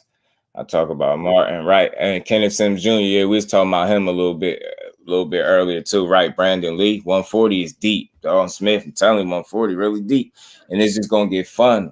The more these guys get in there and mix it up, you know, 135, you know, we know what 135 is. And of course, those guys just got to mix it up. But 140 got a lot of interesting matches to be made, man. A lot of talent. They deep. They got some hungry. I didn't even say Gary Antoine's name either. Right. I mean, it is a gang of names and skill and talent and styles at 140. 140 is, I think, twice as deep as 35. Right, Brandon Lee too, Kenneth Sims, all they deep, man. Sandor Martin probably better, and I think, yeah, man, he can box. He just don't have the style I guess everybody loves, right? But he'll get in there and he'll box. You know what I'm saying? So, and he definitely had Teal questioning himself, looking shaky. So, gotta give him that. He did beat Mikey Garcia, and he damn sure didn't do that running from him. You get what I'm saying? So, hey, should I just say it like this? Okay, well, it's talent at 140, but it ain't a lot of money up there at 140. Can we agree on that? Can we agree to disagree? Well, I think that's a moot point simply because it's not a glory division. 35, 47, 60, and heavyweight is where you get your bag at. I think a lot of guys that are, deep into the boxing world, we know that those 4 glory divisions is where you get paid at. That's why you're hearing a lot of higher ups say they'd rather see Shakur and Haney at 47, not because of any talent level, but because a $3 million fight quickly turns into a $10 million fight in 2 weight classes. I agree. I agree. Yeah, I feel you. It's a couple guys getting up there, getting a little older, JO, but they still got more younger talent than they do guys that are getting old, if that makes sense, right? 140 for sure. Jay Wash, what's happening with it? 140 is deep, 135 has better talent. Sure, they definitely got the names for sure. Big dog, what's good with it, bro? Right. What's cracking? Like that, what's good, fam?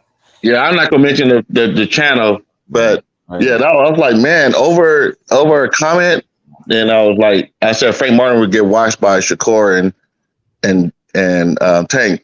And they got hot at me, and they're like, "Fuck you! You're just a bitch ass nigga." Da, da, da. I'm like, "Whoa!" I mean, and again, y'all, one thing about me, I'm really open to how people see things. Like people just make points. Like the way bro just ran down 140 lets you know. You get what I'm saying? Now, and he made a great point. 135 is not saying that they ain't deep and they don't have talent, but they have more of the names that jump out at you, as opposed to 140 do. But 140 got more of the talent, I believe, that are slept on and not talked about nearly enough. But just do. I agree with you, but the 135 has all the talent. I mean, they have talent down there. I mean, if hey, big dog, if Tank's broken out there. Hey, big dog, I give 3 guys, maybe 3 guys right now at 35 that go up to 40 and just beat guys. But the vast majority of 35 gets their ass whipped at 40. Talk to him, Cuzzo. That's a deep list. 17 fighters that people don't talk about at 140. I'm not debating that at all. But I'm talking about the talent. The top 5 guys are more talented than anybody at 140. We can name Shakur, you can name Tank, and whatever favorite you have, whether it's Frank or Devin, whoever. I give you 3 or 4 guys. 3 or 4 guys out of the entire division that is 35. That's not good enough. I can't tell you that it has more talent. I can tell you that it's got bigger names, more recognizable situations. Lomachenko take his ass to 140, he'll never box again. What I'm saying is it's not like what people is talking like. I'm not talking about Lomachenko, because Lomachenko he's at his okay, that's fine. Wait. Hold on a second, big dog. Lomachenko, one of the best fighters at 35, hands down. And you gonna tell me you ain't talking about him? What I'm telling you is, what I'm saying is those 3 or 4 guys that you gonna name, that's it. That's where the buck stops. I said he's at his peak. I mean, at 135, he's at his peak. I'm not saying he went at 135. I say he went to 140. He'd be too small. I'm not saying that he's not great at 135. I said he'll be too small at 140. Now Shakur, Tank, Devin, even I'm talking about those 3 for sure. But even the cats are coming up like Andy Cruz, KEYSHAWN, and Frank Martin. If they get big enough, they can go up there too, whoop ass too, when they get more experience. That's to be determined in itself. Because Andy Cruz haven't done anything to say, oh yeah, if he goes up there, you can't say that. He ain't even told you that. Okay, so you got to give him time. Okay, so if you got to give him time, half those guys you're comparing to him at 140 won't even be there when he gets there. So what I'm saying is, even then, that point gets washed. You know what I'm saying? If they not ready right now to go and match up to your point, there's no point in saying it. You get what I'm saying? It's like a lot of those guys won't be able to do it.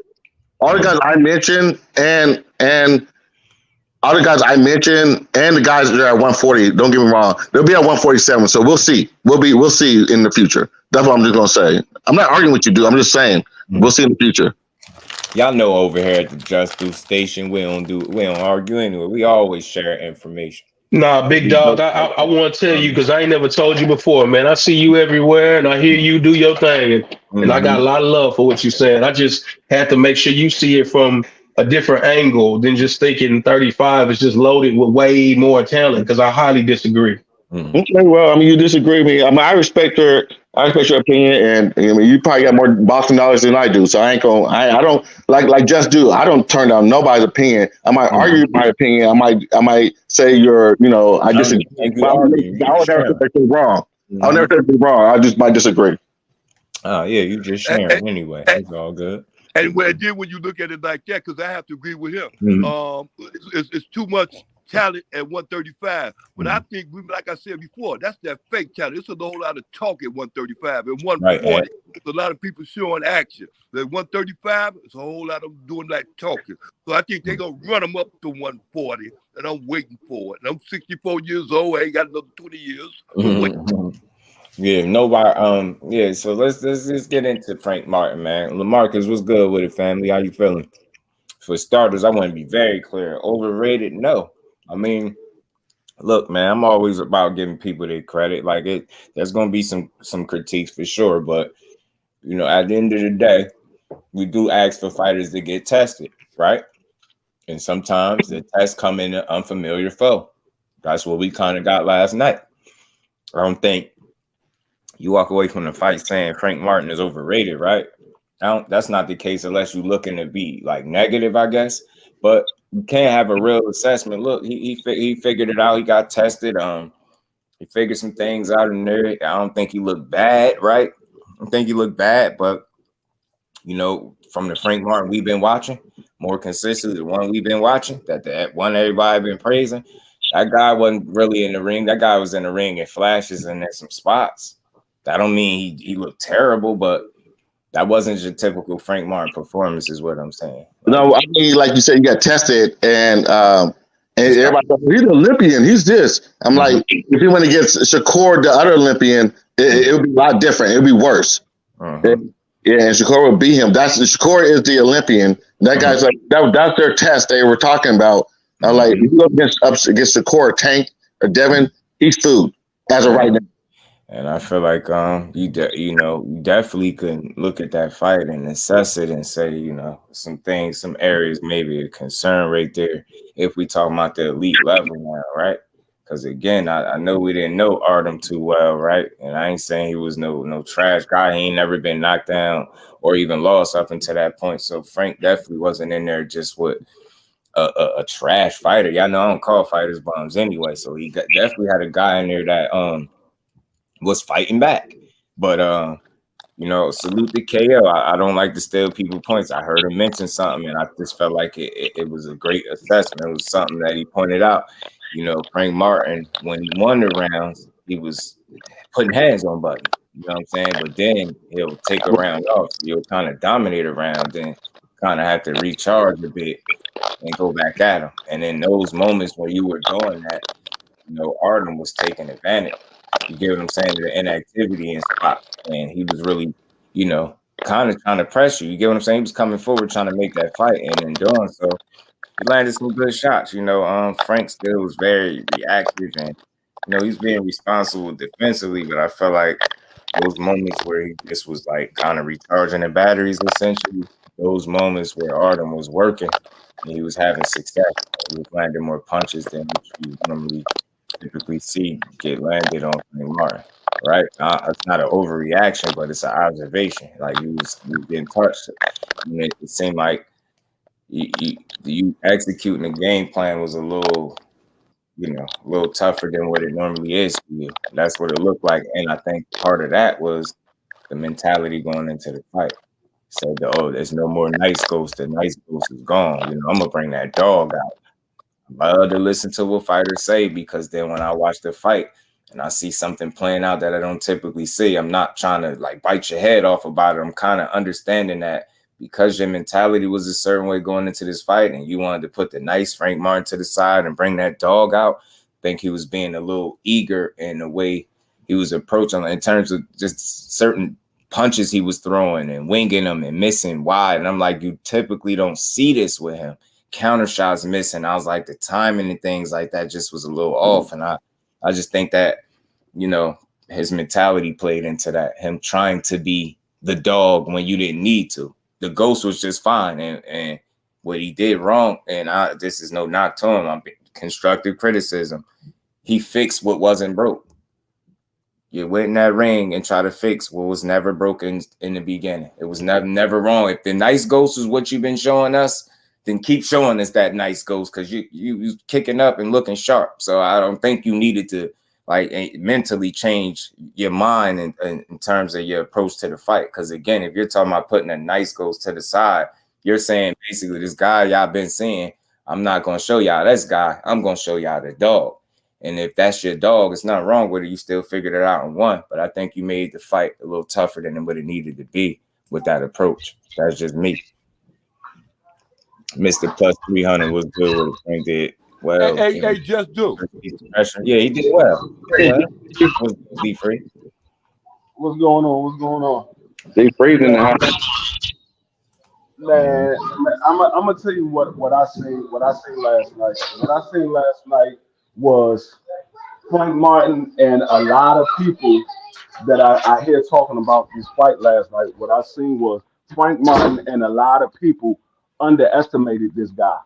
And I said it in my pre-fight video that I did, that this is going to be another test for Frank Martin, because this guy is a bronze medalist in the Olympics, and he was undefeated, and he fought at 140, and then he came down and fought at 135. And this guy, he said what he was going to do, and he did exactly what he said he was going to do. He was going to put the pressure on Frank Martin, and he wasn't going to let him have an easy fight. And like I said, I think the guy was just underestimated by a lot of people. They thought that Frank Martin, because he was unknown, they thought Frank Martin was going to come in there and beat him up. But I mean, the guy was better than a lot of people think. Train defense hard for fight. You train defense hard. TM, salute, fam. Yeah, that possibly. A great point, D3. Yeah, man. And again, that's what we here for. I want everybody to, tell me what y'all saw. Sometimes people see different things. Overrated, no. Exposed, nah. I don't like those words, because they're a little like they're very permanent almost words. I don't feel like it was exposed. Maybe some of his deficiencies maybe got exploited. I just worded it a little different. Maybe he was shown areas of weakness where he can get better. I think that's okay. That's how you get better, right? You get put in situations to, where you got to figure things out. And now when he could go back and look at that tape, he sees some things he can do better. And, you get what I'm saying? So I'm not going to overreact. But again, I stand firm on what I said. Like, when people could come in here typing how he'd beat all these top fighters, then you get in there with a guy like that and you get tested. I don't have a problem with the test, but when people tell me to pump my brakes on somebody, me telling you a more proven fighter is more likely to beat a guy than a guy that you haven't seen it done it nearly as often, it's not nearly as accomplished. You get what I'm saying? So overall, man, good fight for Frank Martin. It's a good test. This is what you need, bro. And this is how you get better. I mean, it was an unfamiliar foe, like I said, and Ghost was good with it, and Artem, but no, he passed the test. I'm no overrated fighter at all, but I stand firm on who I think he can and can't beat in terms of the elite talent based off what I seen last night. If people want to call that an off night, then that's fine. But I don't really want to call it an off night. I feel like his mentality was what it was. He went out there and executed the game plan the way he seen fit for the night, and it just wasn't the best version of him in the ring, but it's still not being the best version. You win what, about 8 rounds, 9 rounds?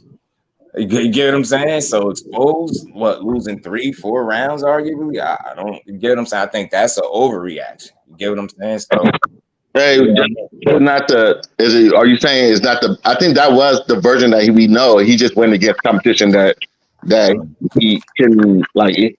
I mean, he won the fight clearly. It wasn't like he was losing the fight, but he got. There were some holes in that game, and I said fighters will expose those holes to lethality, and that's what I'm saying. The elite level guys, right? Right. You know, and respectfully, he calling for him, man. I'm not gonna say he's not ready for him. Look, he's 29. He ain't got no choice right now, but to really be ready. So it's not about a matter of him being ready for these top guys. It's a matter as if he will win the fight against the top guys. I think he'll go in there and give anybody a go in a good fight because he's talented and skilled in that manner, right? In that way. But if he'll beat him, that's a different question after what I just seen. I think the areas where he struggled, I think elite level guys would really be able to take advantage of that. I think he got hit more in this fight than he did in any of his fights. So I mean, imagine Tank was in them. You know, that's what I'm saying. You know, and the reason people go with Tank because again, he's talking about elite level guys. Them the top guys you want. You said him. You said Shakur. I just seen some holes that I definitely feel like Shakur would be able to, you know what I mean? He'd be able to take advantage of that. You can't have all that many rounds where you kind of recharging your batteries essentially over and over. Because I think he'll be able to take advantage of that. And then dude did it in spots, but Frank got enough dog in him. And he kept fighting. I think Derek James, being the realist that he is, and told him, hey, look, man, I think you're behind.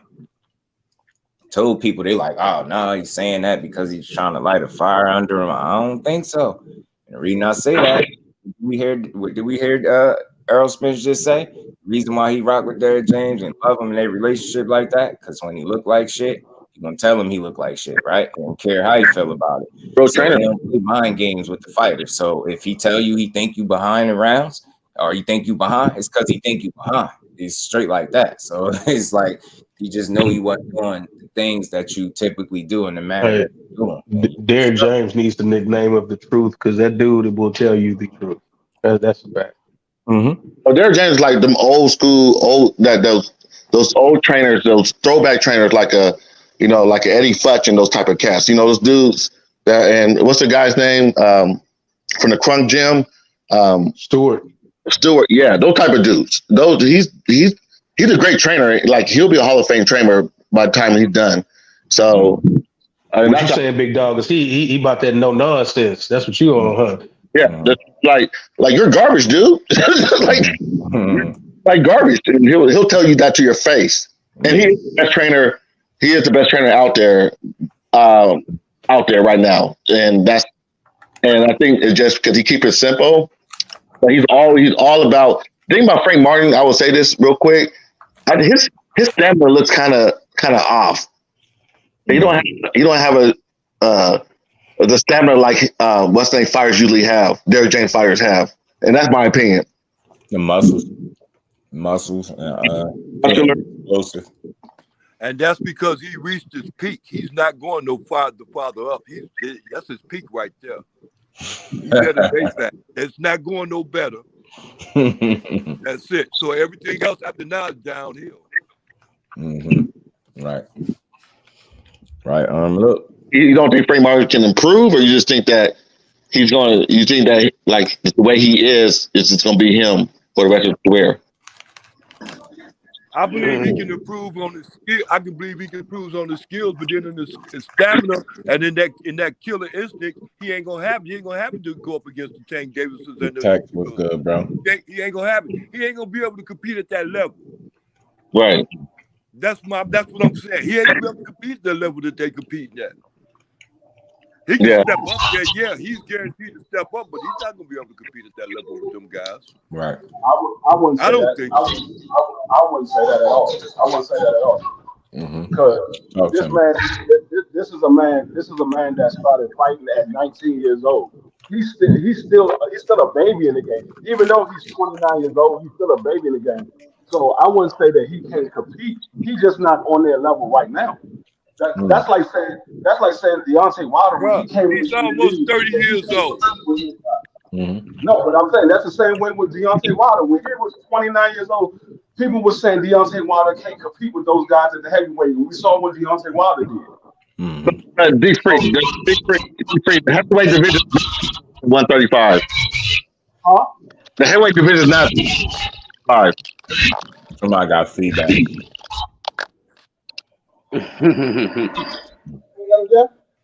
Said overreaction Sundays. I want to make sure y'all hearing everybody though, because I'm pretty sure I'm pretty straight down the middle. Bro got tested. He got hit. In my opinion, more than he ever got hit in any fight, and there's nothing wrong with that. He got some stuff to work on, like any fighter, because But let's do highlight. He is 29, so he got to be ready right now, because time ain't on his side. Go ahead, Cross. Go ahead. I don't think anybody should say that he overrated. That term is being used a little too much. Overrated, exposed. People starting to put that together. They got to confuse y'all. Y'all starting to mess me up with y'all boxing knowledge. Just because he didn't do what we thought, what he was going to do. This is boxing. So this is supposed to happen. What Frank Martin went through last night, people, this is supposed to happen in boxing, because boxing is so deep. We don't know every damn fighter, y'all. We don't. So we supposed to see fights like this, and a guy we don't know. Just because you don't know a guy, you can't rule out that he ain't good. The guy came to fight. He had a nice plan. Frank, his mind wasn't always there. Always there. His mind is on something else, but that's something he need to learn, because that can put him on his ass bag next time out. You know what I mean? But of course, he got holes just like anybody else. But this will prepare him for the next time. So I wouldn't roll out and say he's not ready, for those dudes. Y'all didn't say that before the fight. So this one fight, all of a sudden, he ain't ready. Come on, y'all. Get your minds right. You're not going to get what you want all the time, and you want situations like this to happen. Now, if he would have lost the fight, then you could say he's overrated. But the man still won the fight 8-4. And it was kind of hard for him. So to win the fight 8-4, and we can see some holes and stuff, y'all tripping. Y'all just too damn spoiled. Take the pacifier out y'all goddamn mouths and just watch the fights, and they're going to turn out the way that they are. I can't come down on the man. I said, whoa, this motherfucker right here coming to fight. And he came to fight. He probably could have did that against any of them dudes. Y'all don't know that, and I don't know that either. So to throw stuff out there, y'all tripping, man. Get the man a break. My only beef with boxing, right? As a whole boxing, because they need to give us more competitive matches. So this becomes a more normal thing, so people don't overreact when you see a guy in a competitive fight. You get what I'm saying? This is what boxing is. You are supposed to get tested. It don't always come in the guy that you think is going to be. I was thinking knockout from 6 to 9. I was wrong. You don't have to knock him out. I don't think it was a dud performance. Again, getting exposed. If I win twice as many rounds as you, I don't really see you got tested. But again, when we start having different conversations in terms of matching him up against the elite level, I don't think nobody should trip if you like, it's not that he's not ready, but from what I've seen, those mistakes that was being made last night will cost him against the elite level guys. I think that's fair to say. Salute to my bro Mike Kirkland, man. Always showing love, man. He said, good boxing talk as usual. And we ain't never got to box again. Well. I already been getting these bet, but now it's time for you to get your just due. That shit cracks me every time I see that dude. He's gonna keep being a good fighter. I mean, how much better he'll get remains to be seen. I think it's not a lack of skill or anything from last night. It was execution or application, however you want to look at it, right? It just wasn't his best. His adjustment period took quite a bit, and he never completely just took away from, with the fight like that, right? I think not that he was losing so many rounds, but I think more rounds was a lot more competitive when people anticipated. So for the people that stopped, not in here, just anybody that's overreacting, I think that's why. You seen him more rounds be more competitive than what you expected. You get, and that's what you get when you got a guy that's fighting back. It is an undefeated dude that, to that point, don't know how to lose as a pro, right? Never been dropped, so he was fighting with that. His pride. And look how smart he was. Give him credit. He took a knee. And I give him much credit for that because I feel like that was a smart move because you was about to get stopped, bro. You was on your way. He had the presence of mind to say, hold on, man. Let me hold on. Say, hold on. Frank coming crazy. He said, hold on. He raised his hand today. They took that knee. Said, hold on, man. Hold on. It's getting hot. Let me hold on, man. Get him up off me for a second. And it was very intelligent. So again, he was in there with a guy, I think, that's a good fighter. We just don't know him, right? I ain't want to say he's no world beater. I think he's a solid opponent, right? He presented his level of challenges for Frank. But, you know, I don't, you know, it's like that sometimes. You get what I'm saying? Unfamiliar foes, man. And again, I really go back to that little clip. The nice Frank Martin, you won't see him. You gonna bring that dog out. You fought a different way that didn't need to be fixed. What didn't need to be broke. What Derek James had to put together, you wouldn't try to fix that, and you end up breaking it. Simple. It's nothing was going wrong with the way you've been executing as of lately. In fact, people, this is why people would put you in a conversation with the elite guys. So again, maybe I'm overanalyzing at one point, but again, when you tell me the nice Frank Martin is to the side and this dog is coming out, now you're basically telling JusDue, the guy that you've been seeing lately is not the guy you're about to see. I'm about to show you something different, and there's nothing wrong with that. But when you see the way he executed, there's an issue there. You kind of try to fix what wasn't broke. That's all, and it's a learning experience, bro. Go back to the drawing board. He didn't, you know, he didn't lose. So again, when you go back to the drawing board, it ain't the same assessment that you have to make after you done went and got your ass whooped. So he went in there and still whooped some ass. So you know what I mean? He got some things in those rounds that he lost that he definitely could correct for sure. I think he can do it. I think it's a matter of execution and really listening to Derek James and truly understanding, bro, that you did not have to fix anything. It was he got put it together already. Again, I don't know. I don't know the brother's name. The brother that's about to talk right now, he said it already. Man, my bad, brother. I don't know your name. Good, bro. But you said it though. Mm-hmm. A lot of people have boxing arrogance as fans to where they feel like they know every single person that's potentially good or dangerous or whatever, and that's a whole lot. And the reality of it is, he got in there with a dude that was ready and willing to make it happen. Period. Right. And it's somebody that you ain't never seen before. And we don't know how that guy stacks up. We don't know how that guy looks versus anybody else. We just saw that Frank had some adversity in making that win possible. Now, that's not to take away from dude, because what I think in a lot of people's mind is, okay, Shakur's not in the ring with him. He's not fighting Tank. So this should be a easy fight. He should beat the hell out of him. I think that's what people do in their mind. And it's not necessarily the right way to think, but I think people do that. They don't give any credibility to these opponents that these guys have in the ring that they're unaware of. But salute to what's his name down here at the bottom, man. He said that. Right. Oh, Crush. Thanks, bro. Thanks, Most that's Crush down there cooking. And again, man, I don't know exactly like if y'all hearing everything that's being said, but I think we up here having a real discussion. I don't think nobody up here is I don't think we overreacting. Like I think, and again, Shakur gets brought up so often, and when he fought Nakatila, did we hear this? Absolutely. I heard people takeaway was more about him not being more aggressive and throwing more punches, and the fact that he got hit with a shot that he didn't allow this man to hit him with. So that people had an issue with that. They didn't say, oh, that same guy, and that was considered an off night for Shakur. So let me just put something in perspective. Off night for Frank Martin, he arguably at the most lost 4 rounds, right? That's an off night, right? Off night for Shakur that people said against Nakatila was him winning every single round, getting the knockdown, scorecards reading 10, what was it? 120 to 108, 120 to 107, I think 120 to 108 again. So yeah, I definitely heard it. I heard the criticism as you would have thought he did bad in the fight or he gave up several rounds. He didn't lose one round on any scorecard. He completely dominated the guy and put him on his ass. And I ain't hear none of that. I just heard people like, yeah, Shakur had his hands in his pockets and he ain't want to. Yeah, he got hit with that man. Or, you know, Africa had him. So I heard it. But again, I don't take none of that stuff. Like, I don't care because I know what I saw. You get what I'm saying? So off night for him is winning every round and getting a knockdown. Off night for Frank Martin is arguably losing 4 rounds. And I don't have a problem with it. I don't even want to call it an off night. I just think he got tested.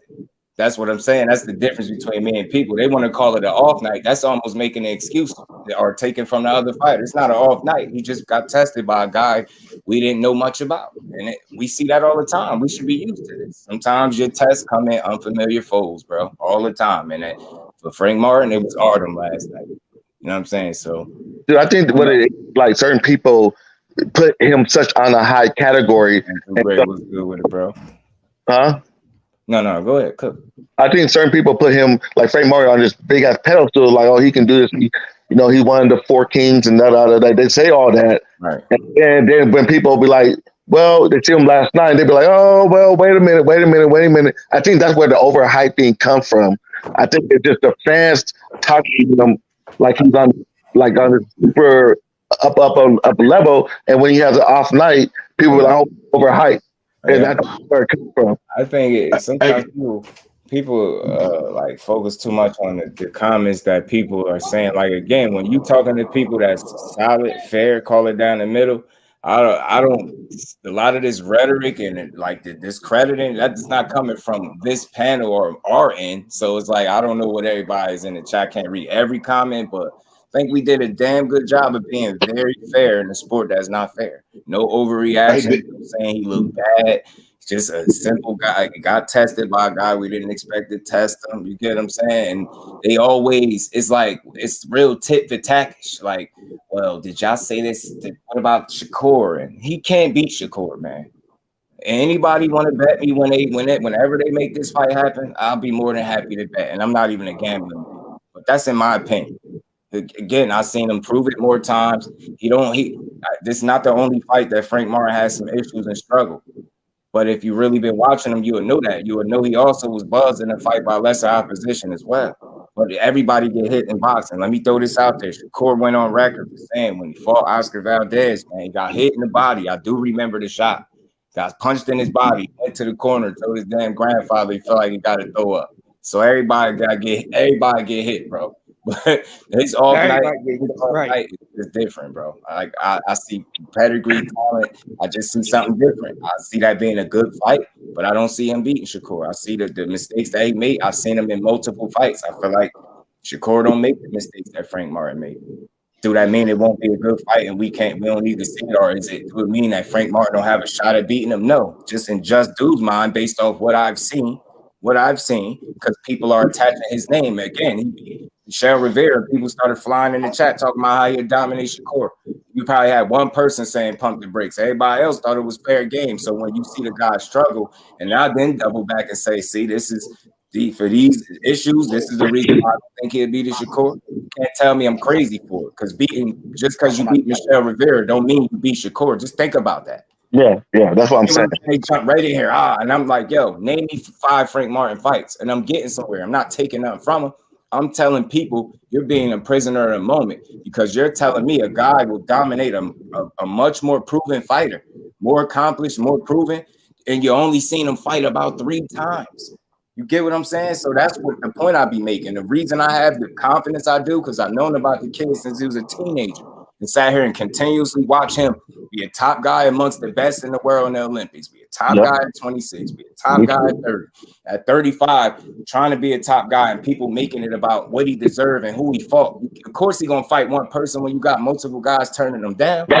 Like, I ain't never going to fanboy for the man. He don't need me to do that. I ain't doing that for no fighter. I call that shit down the middle. I even give people perspective as to why I think he'd beat certain guys. It ain't just he just gonna walk through everybody. Nah, I just see a lot of holes in these dudes' game. I don't see Shakur making the mistakes that certain fighters make fight after fight after fight after fight. Again, the argument be, who is he fought? He ain't fighting this one. He ain't fighting that one. The guys he is fighting, the fights are not even remotely close. The dude is barely giving up rounds in fights. I forgot how many rounds he lost as a professional. It's not that many, man.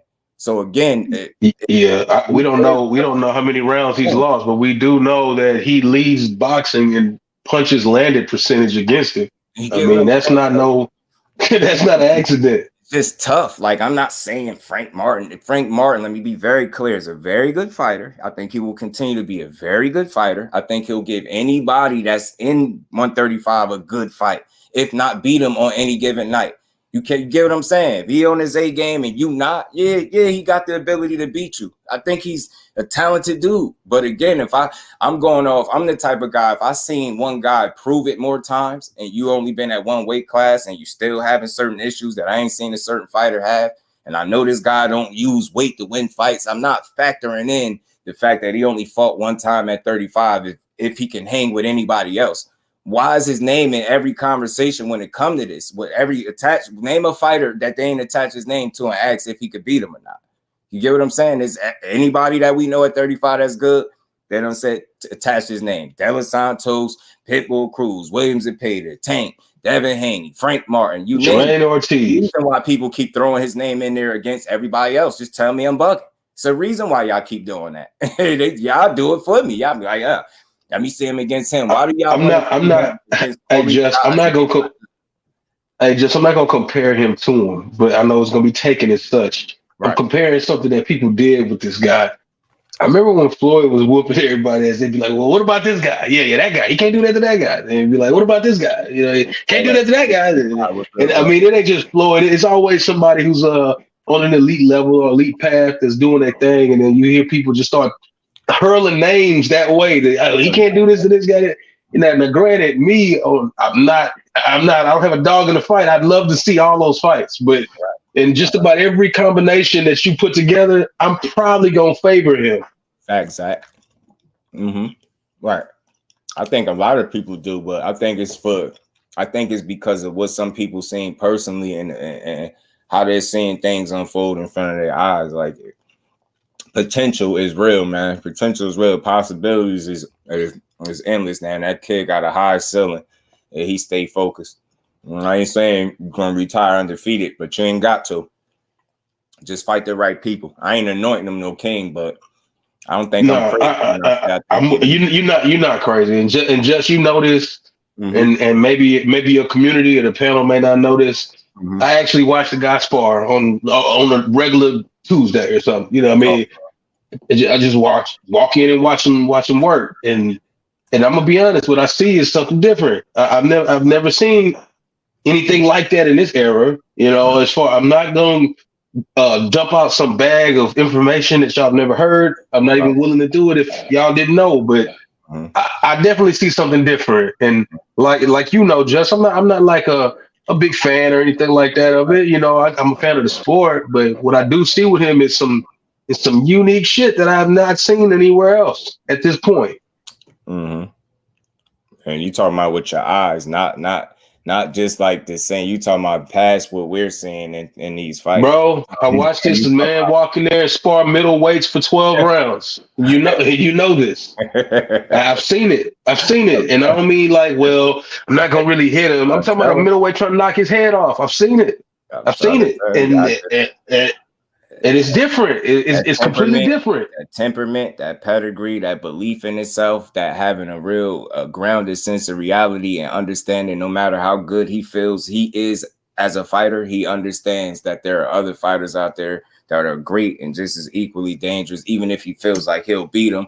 I feel like that's what makes him a very smart fighter, understanding that you nice, but that guy over there got something that could challenge you. And he's just very aware. I feel like he's a smart dude, man. So maybe we gonna find out. I say that we gonna find out, but I'm confident that I think I picked right when I said I see what I see in him. I felt like that's a potential generational talent right there. But we gonna who is this referring to? Shakur. Say that again, bro. Oh, Secure. Okay, Secure. Okay, bet. Yeah. Okay. I try to. I started to never you guys were talking about it, right? Flossie, what's good with it, fam? The link pinned if you want to slide up. Ball out mixtape 5. Salute to everybody in the building, man. And this all y'all can slide up too. There's a couple more spots if y'all want to chop it up, man. We here for this good Sunday. Again, I just don't want to dominate the conversation with him, but yeah, I know you really. I know you can't say it just, but I'm gonna say it, man. I've seen this dude do some otherworldly shit in the ring. I've seen it, and I didn't have an expectation to see it. That's the killer part. Right. I didn't expect to walk in there and watch some guy that can do this or that. I had no expectation. I thought I was just, have an opportunity to come in and watch some good work. That's it. And it ended up being more to it. Right. The way the guy would spar 12, 13 rounds in the middle of each round, they end the round, he go to the corner, get a shot of water, and walks to his opponent's corner and stands there while his opponent or his sparring partner is getting instruction, waiting on him to finish. He don't take no seat. He don't chill. He's standing there waiting on you to finish getting whatever you need, and then he about to get back at you. And I mean, to watch that happen round in and round out with guys that outweigh him by 20 pounds is some different kind of stuff to see, man.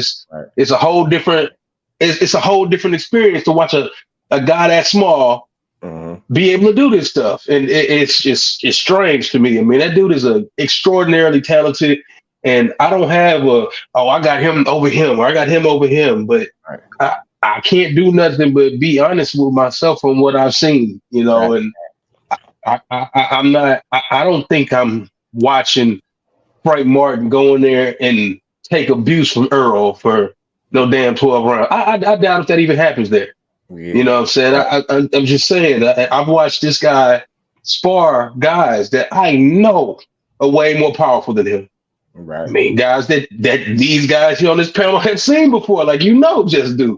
I'm just saying, and to watch him be able to deal with it. Right. It'll give you a different level of respect for the kid.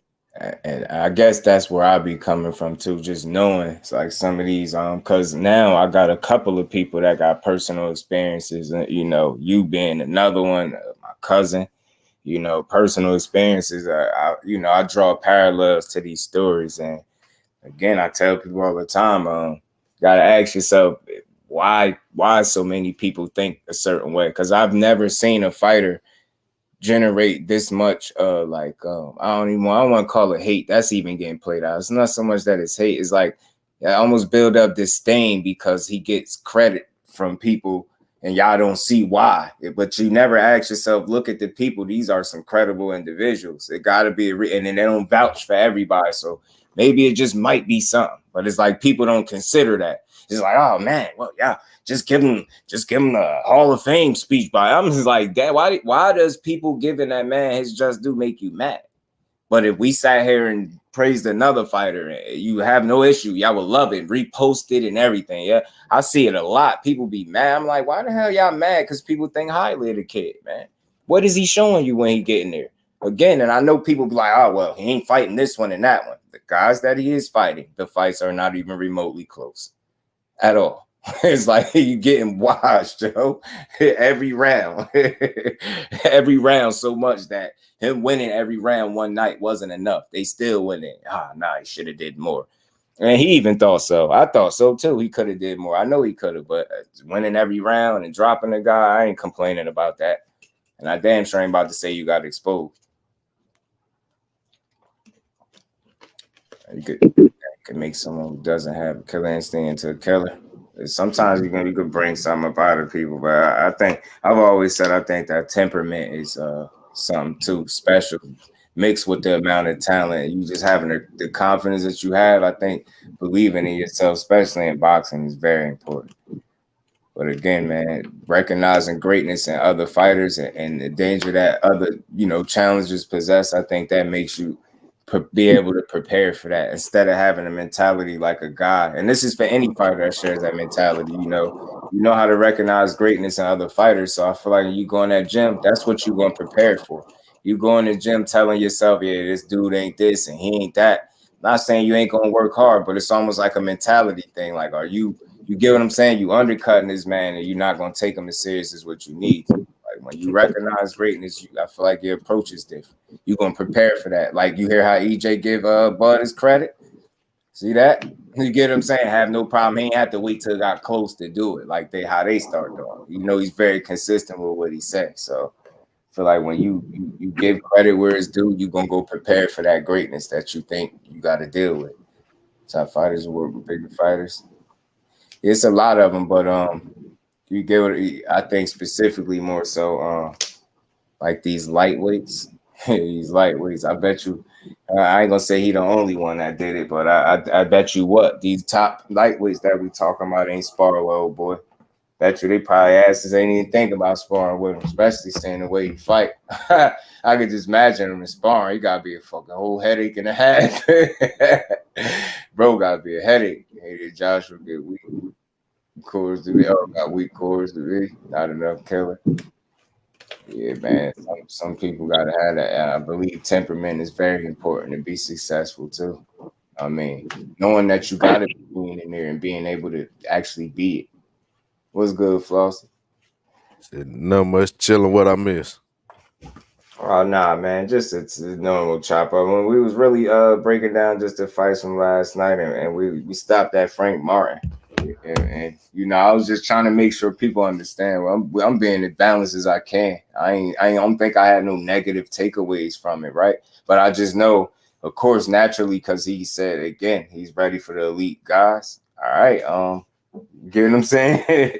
Cool. I don't think so yet. Cool, bro. Like you get what I'm saying. But that's why naturally the comparison's gonna come. But they was telling me a fight or two ago that he'd be Tank and guys like Shakur, Dev, and things like that. So again, when you see people last fight, sometimes you know that it's not even an off night, bro. He employed different tactics, I think, different mentality, and made the fight go harder than it had to be.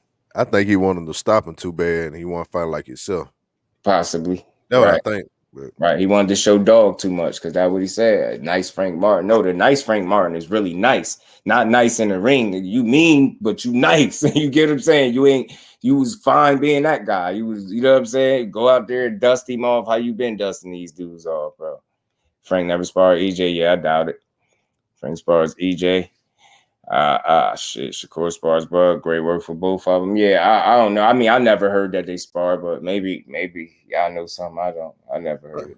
Oh, me personally, I don't get what sparring Shakur for the Spence fight does for him. Well, maybe keeps him quick, keeps him sharp, keeps him more active. But as far as the Frank Martin thing that someone just said, it's only been noted that he works out with Earl, like strength and conditioning. He definitely does spar. Mm-hmm. Yeah, but I'd say Shakur got great IQ and quickness and everything else, but like that don't for like the physical dimensions going all that, so that ain't really gonna help nothing. No, that's true, but that's why you have multiple sparring partners. That's why you'll see if I'm a coach, I throw him in the ring with Shakur after he sparred Willie Monroe for about 10 rounds. And then I'll put him in there with Shakur to see how his quickness has carried off into his fatigue, if that makes any sense to you. Right. Yeah, man. So I guess I know sometimes people look at it like you're not gonna get the total package from no fighter in terms of what Earl's been, right? But with either one, both of them have to make a Frankenstein of fighters in order to somewhat get any kind of simulation from what the other guy can bring. Neither guy can go find Earl can't go find a Bud, and Bud can't go find an Errol. So you gotta have to Frankenstein the experience together in order to prepare for it. Yeah, that's true. That's true. Man, I'm just ready for this fight to happen at this point. I'm so tired of overanalyzing and rewatching this and rewatching that. And oof. I'm ready to see Hey, big dog. Hey, big dog. I'm gonna tell you, I completely agree. I don't even put anything like that on my channel. I can't even talk. I don't talk about it. It's pointless. I'll talk about it until I can't no more after it's happened. But to this point, I think it is beyond beating a dead horse. I think we beyond that point. There's not an angle. There's not a take. There's not a assumption that we haven't heard for this fight in the past 3 years that's gonna be like groundbreaking. You know, I mean, there's nothing that can be said at this point. And I feel you. You say Bud and EJ? Yeah. Like, what's the? Think about this, Justin. It was an actual topic that Errol knew the man didn't eat hot sauce. That's where we at now. Yeah, that's where we at. Right. Oh my God! The last one. How did Errol? The last one, bro. Now the new talking point is Crawford's sister on Twitter talking about how Derrick James said something about Crawford mama not bringing her dancing shoes. Bro, you see what we doing now? You know what I'm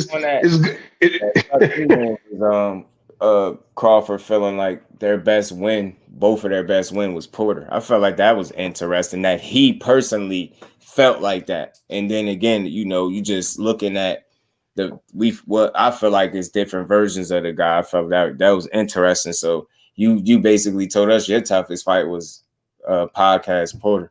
So I was he be contradicted too, because he also said that one of his hardest fight was Jose Benavidez.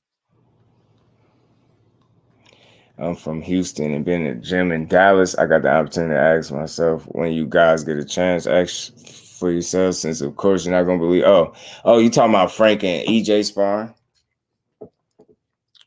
Hey, I need to go so back. Be it, man. I'm betting a lot of money, cooking a lot of food. And it's gonna be on that day, but I promise you, it's gonna be a lot of YouTube channels that come to an end after July 29th. For both sides. No, they're not gonna come to an end. They just gonna pack up the goalposts, move it elsewhere, and then set up a new narrative. Nowadays, Mo, they pack up and relocate the whole stadium. The goalposts ain't enough more. They relocate. You have a field goal post on a baseball field fucking with these dudes. Man, they probably gonna change their name and everything else, because like they so pro Spence or so pro Bud that like if it like all of us think it's gonna be a close fight for the most part. If it turns out not to be a close fight for either one, it's gonna be hard for a lot of people channels to come back from there, because all the shit that they was talking leading up to it. There's some people saying that the knockout talk, it's gonna be easy for them. It's not gonna be either the guys' toughest fight. Any of that, I feel like it could be both of their toughest fight. I really do.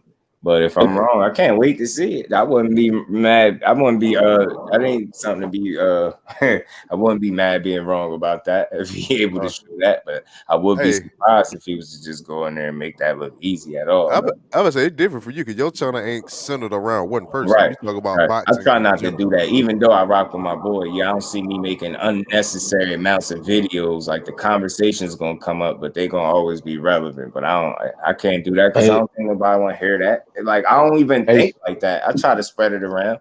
That's why I be having 5 different topics to talk about everybody.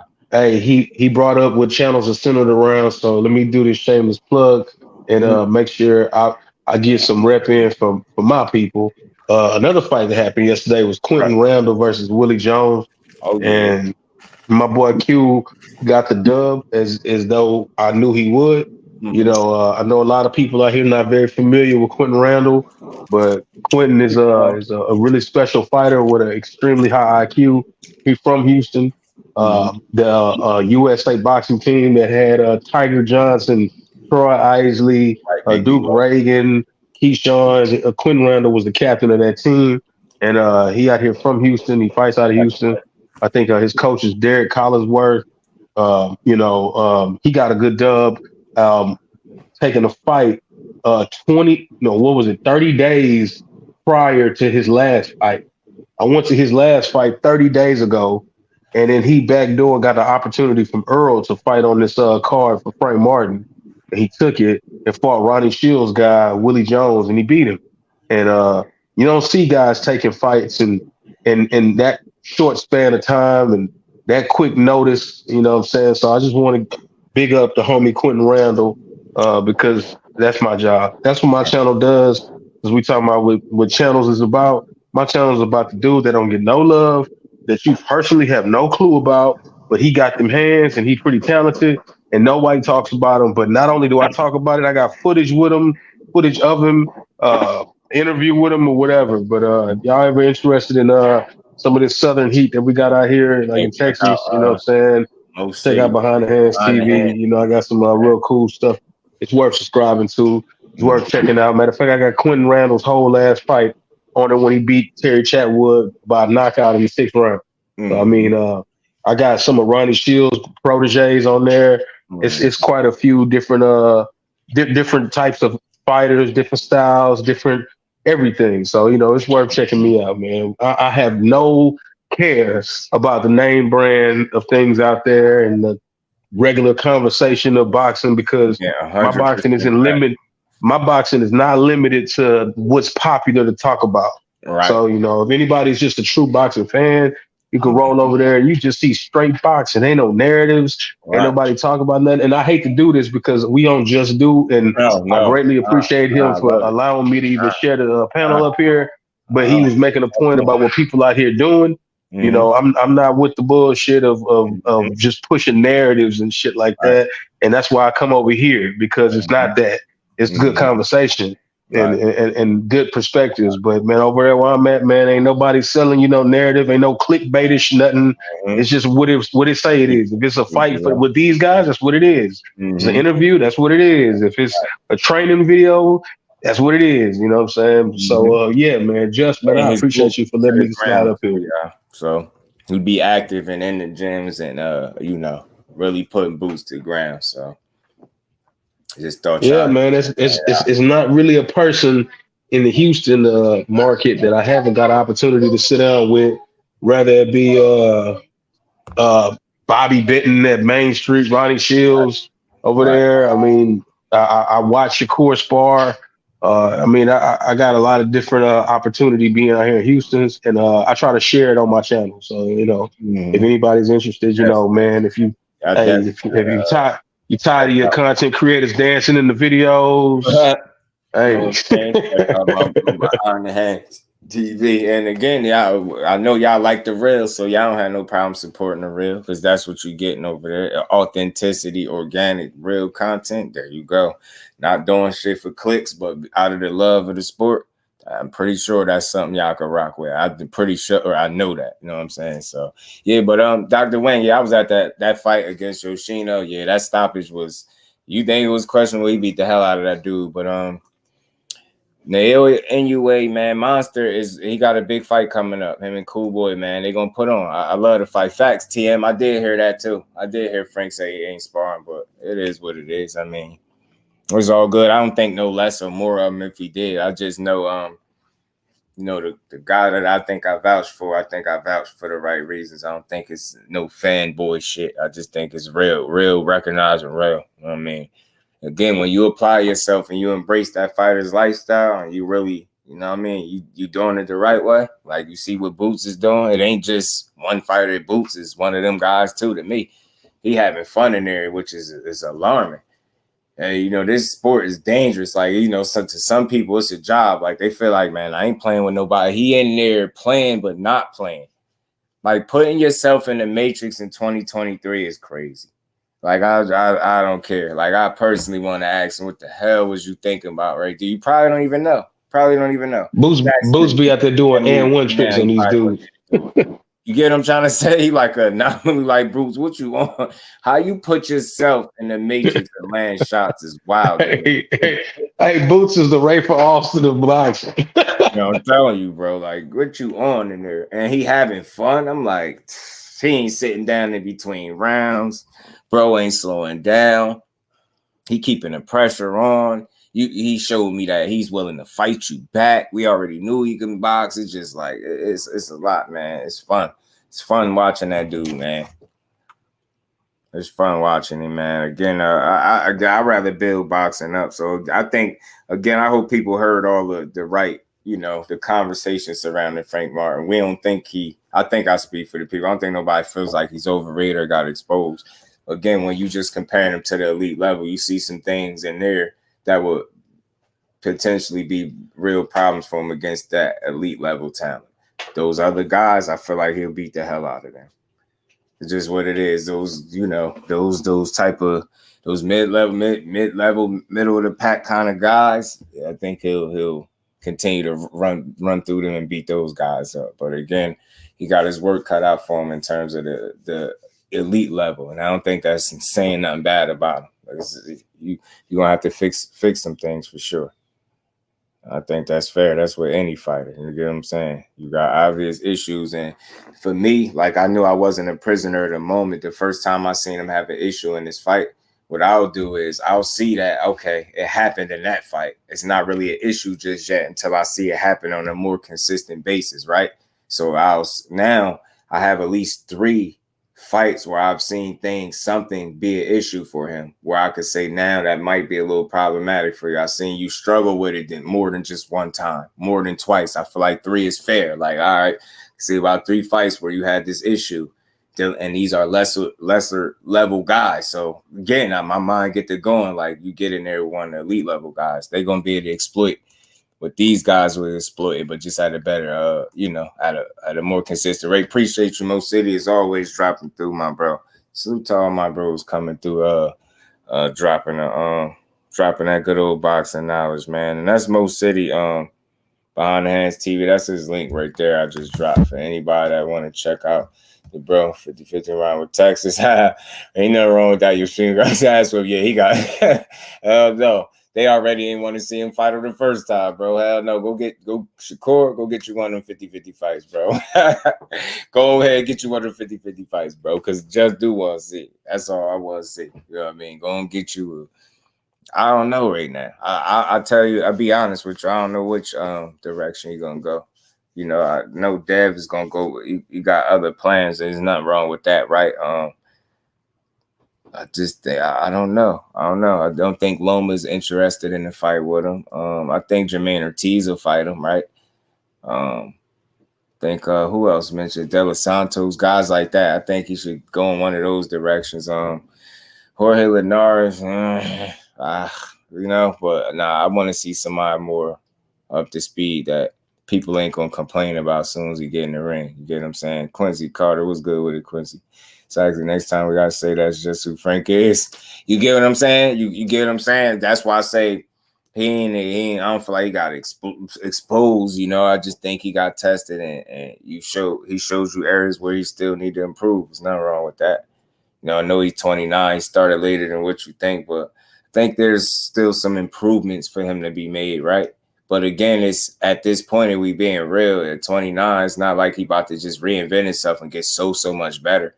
That's just being real. He can get better, but again, it's from here on out. It's about applying and execution, application and execution, bro. And that's what that was last night. It wasn't a lack of skill, because none of us walk away from that fight really feeling like dude is more skilled than Frank Martin in any area, right? So it's not that. It was really execution. It's just deeper than, you know what I mean? At this point, we know it ain't, he ain't short on skill. You get what I'm saying? He ain't short on talent. You know what I'm saying? So about executing, man, that IQ, man, and knowing what to do and understanding when you being told the right things, how to go out there and execute them and not keep doing what you want to do. And I think it was some, nice, good dialogue in that corner, because, Derek James was trying to get some straightening out there. Go swimming. Said I good Americans that fight at weight class. Gary Russell, little brother, got beat up at the lighter weight classes. I don't know where some of these comments, like, I don't care if it's American or whatever else. Like, I just love boxing, bro. And that's random, but yeah, Gary Antonio Russell lost. When he did, we talked about it. I don't like ticky-tacky, unnecessary, like random just shots, and then you saying Americans and then bringing up somebody that lost. Like, I don't think we was having that type of conversation. We just talking boxing. We're not making it about American boxing versus nobody. It's just boxing is boxing over here. We love it. I mean, I seen UK fighters that gave me great entertainment. Like, I don't care where you from. You can fight. You can fight. You know what I mean? Gary Antonio took a tough loss in his last fight.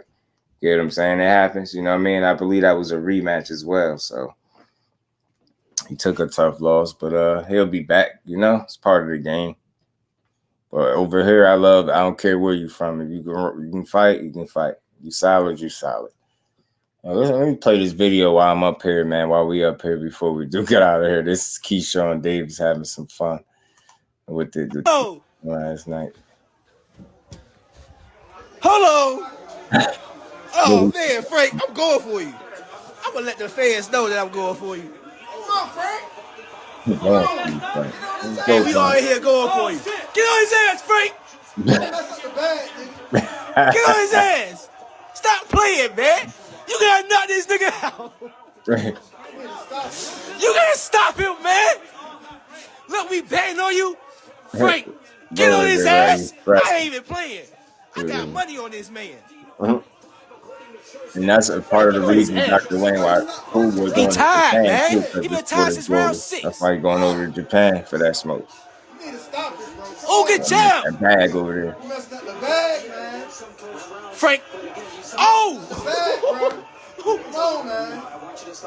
Come on, man. Can't wait. It's coming too.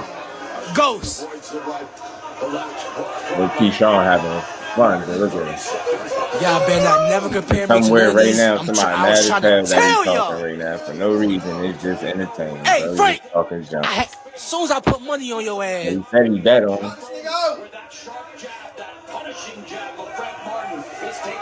Damn!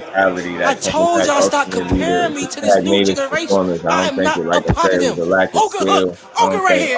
Get left. Frank, get on his ass. Here you go. None of that stuff. I just think it was, come on, Frank. The execution was missing from Frank Marr's performance that he usually typically has. Did he win that round though? I mean, he won that round. Or the missing shots and he screaming. Yeah, nah, he did miss stop it. He know. He know, but you can tell the way he swing. You know he ain't. You got my boy over there praying to his Lord, and Savior over there. That's real. I don't know, man. Frank, we going for you, baby. You get what I'm saying? For me, I just feel like I want to be. I want to be proved that he won't fight. Right now, I just know it's like posturing and trash talking though. That's why I don't take it personally. It's like we're fighters with each other, right? They talk trash about each other. Yeah, but slow the action down.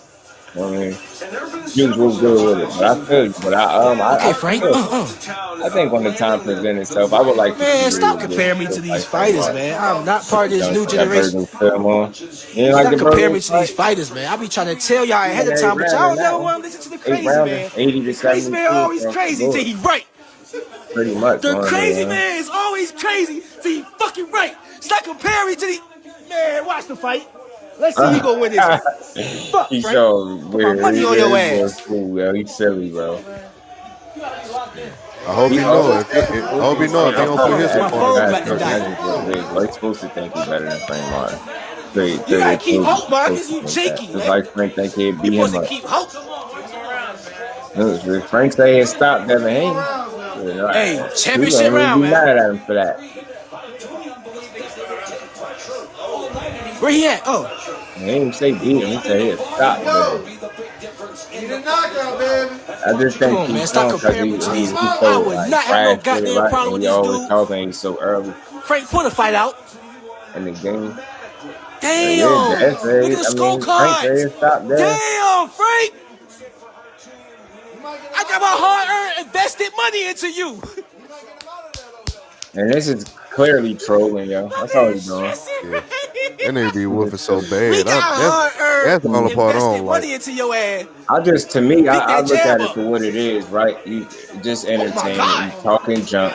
And again, sometimes it's energy come back to bite you, right? You make all this fun, then you go in there and let it egg. Or almost shit, right? I'm not saying I'm hoping that, but for me, I don't take it personally because it's a lot of laughter involved. He's just clearly trolling and talking shit. It's like to be expected. But I think so often people kind of forget that that's what it is. Like they're gonna do this to each other, right? Like look how people do Tank when he fights. It's just like the same energy. It's just like the same energy I be having. Bro, the Olympians don't got nothing to do with nothing, bro. It's just a style of fight. It's really easy for him to talk crazy like this and troll like this, knowing that neither one of them big enough for them to make a cross promotional fight. The same shit he be doing for us. Trey. He ain't do none of that crazy talking with Devin Haney when he was signed with Top Rank. The only time he talk greasy like that is with people that they know Top Rank ain't gonna make a fight with. I mean, I think you could look at it like that. I can't tell nobody not to, but I don't go that deep into it because I feel like every situation, like for me, everything a fighter does that will be considered part of the entertainment. Because again, we only see fights on weekends, right? So it's like, how else we get through the week? If these dudes was completely quiet and not saying absolutely nothing to each other, I think it'd be a lot less stuff to talk about. Just because you get what I'm saying? I think people forget that this is just entertainment for me. As long as he not making it personal, he stand in the boxing, critiquing him. But then now I know after seeing you do this for all these minutes, take time out your day, I don't be looking twice as hard at your fight. And get what I'm saying? And you put yourself in position to be criticized as well. So it's like a double-edged sword. Like you laughing now, but are you gonna get the last laugh? Because you got a fight coming up too. You know what I'm saying? Yeah. So I don't know. I try not to look too far into it so it don't ruin the entertainment side of it. It's just I get a little laugh at it. I like, we ain't gonna get this from Frank because he quiet, right? But KEYSHAWN is what he is. He funny to me. It's funny. KEYSHAWN be talking crazy. He better not let his fight go the distance. Mm-hmm. I tell you, they gonna kill him for it too. Trolling, clout chasing, but I don't know, man. I just think if that I feel people, but everything is clout chasing nowadays, man, and it's just not, because I think that's the wrong word. Like, dudes are already clouted up to begin with. They're known enough to their careers are fine without mentioning each other. Like, you get what I'm saying? I think they don't do nothing for each other. I just think people forget what entertainment is when you see it. All entertainment don't just happen in the ring. Like, the talking trash, this stuff, it's a place for it. And again, as long as he's not being personal with him, and he's talking about the fight, and he clearly trolling and joking. I don't know, just everybody too sensitive. They get mad at everything these fighters do.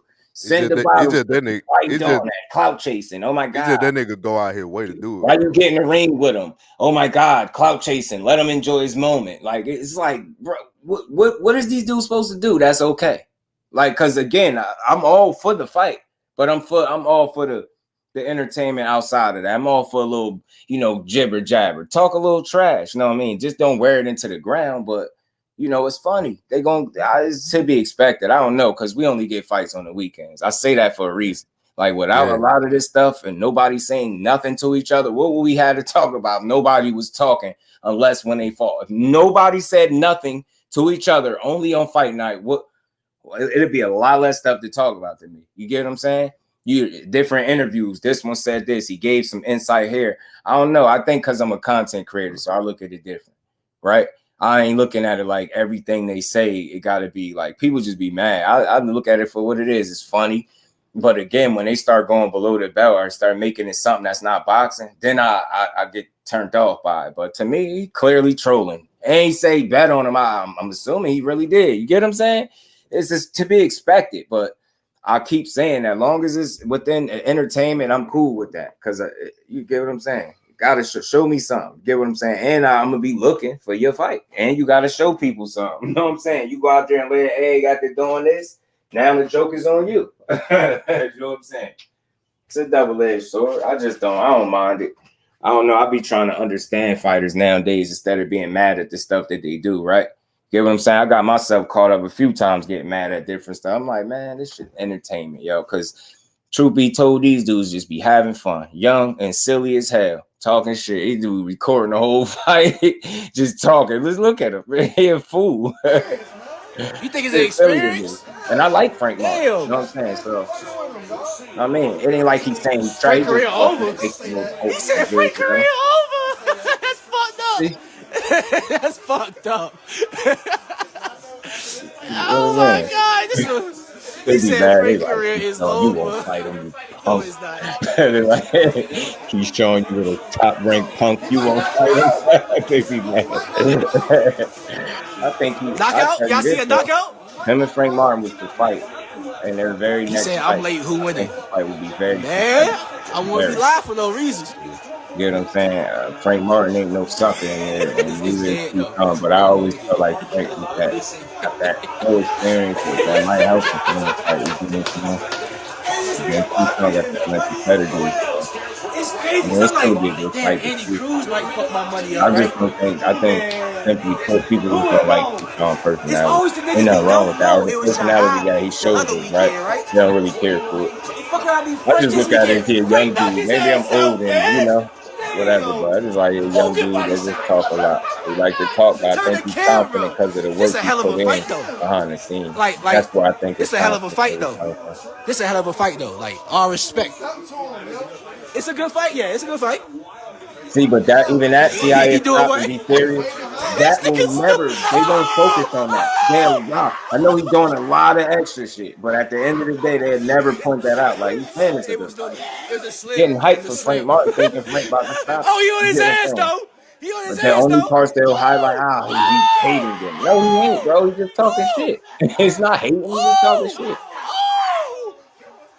If he did this every single fight, every time he fought, then I'll look like, now you ODing. But this shit is to be expected, bro. Dude, they obviously in there rooting for him. They obviously in there rooting for him. Look how dude face is looking. He obviously the dude with the fro in there. He obviously I feel like Earl Spitz. I put money into you. I put my hard-earned invested money. I think this is just You better win this damn what fight. it is, bro. I ain't gonna lie to you. That nigga might not ever lose. I'll tell you, cause like he trolls so hard. He one of the people that I don't want to put hands on in real life. Yeah, Bossy, I think because you still younger, yo. So it kind of hits you different. Frank, like, get on you his like, ass. Man, he talking too much Show your shit. dog, man. Hell no. So we can still make this like that fight happen. Because you fucking it up right now. You talking like that, but when it's time to like talk about what is it gonna take for to make this fight happen? Shit, trolling how you believe anything they're saying. I'm not mad. It's just trolling. It's not entertainment to me. Y'all dudes just too mad, man. At stuff that everybody been doing. It's social media. People just have a very short way of looking at things. They see it one way, and I don't know. It's not that deep to me. It's like it's not that deep. I would say I ain't mad at it, fun, bro. I ain't mad at it. And I'm coming from this, and I'm standing firm on this because I've seen people complain about everything, bro. I've seen people applaud Devin Haney for jumping in the ring with people. I've seen him drag Shakur name through the mud for jumping in the ring with him. I've seen people ignore the obvious, like, well, why didn't he face off and stuff like that?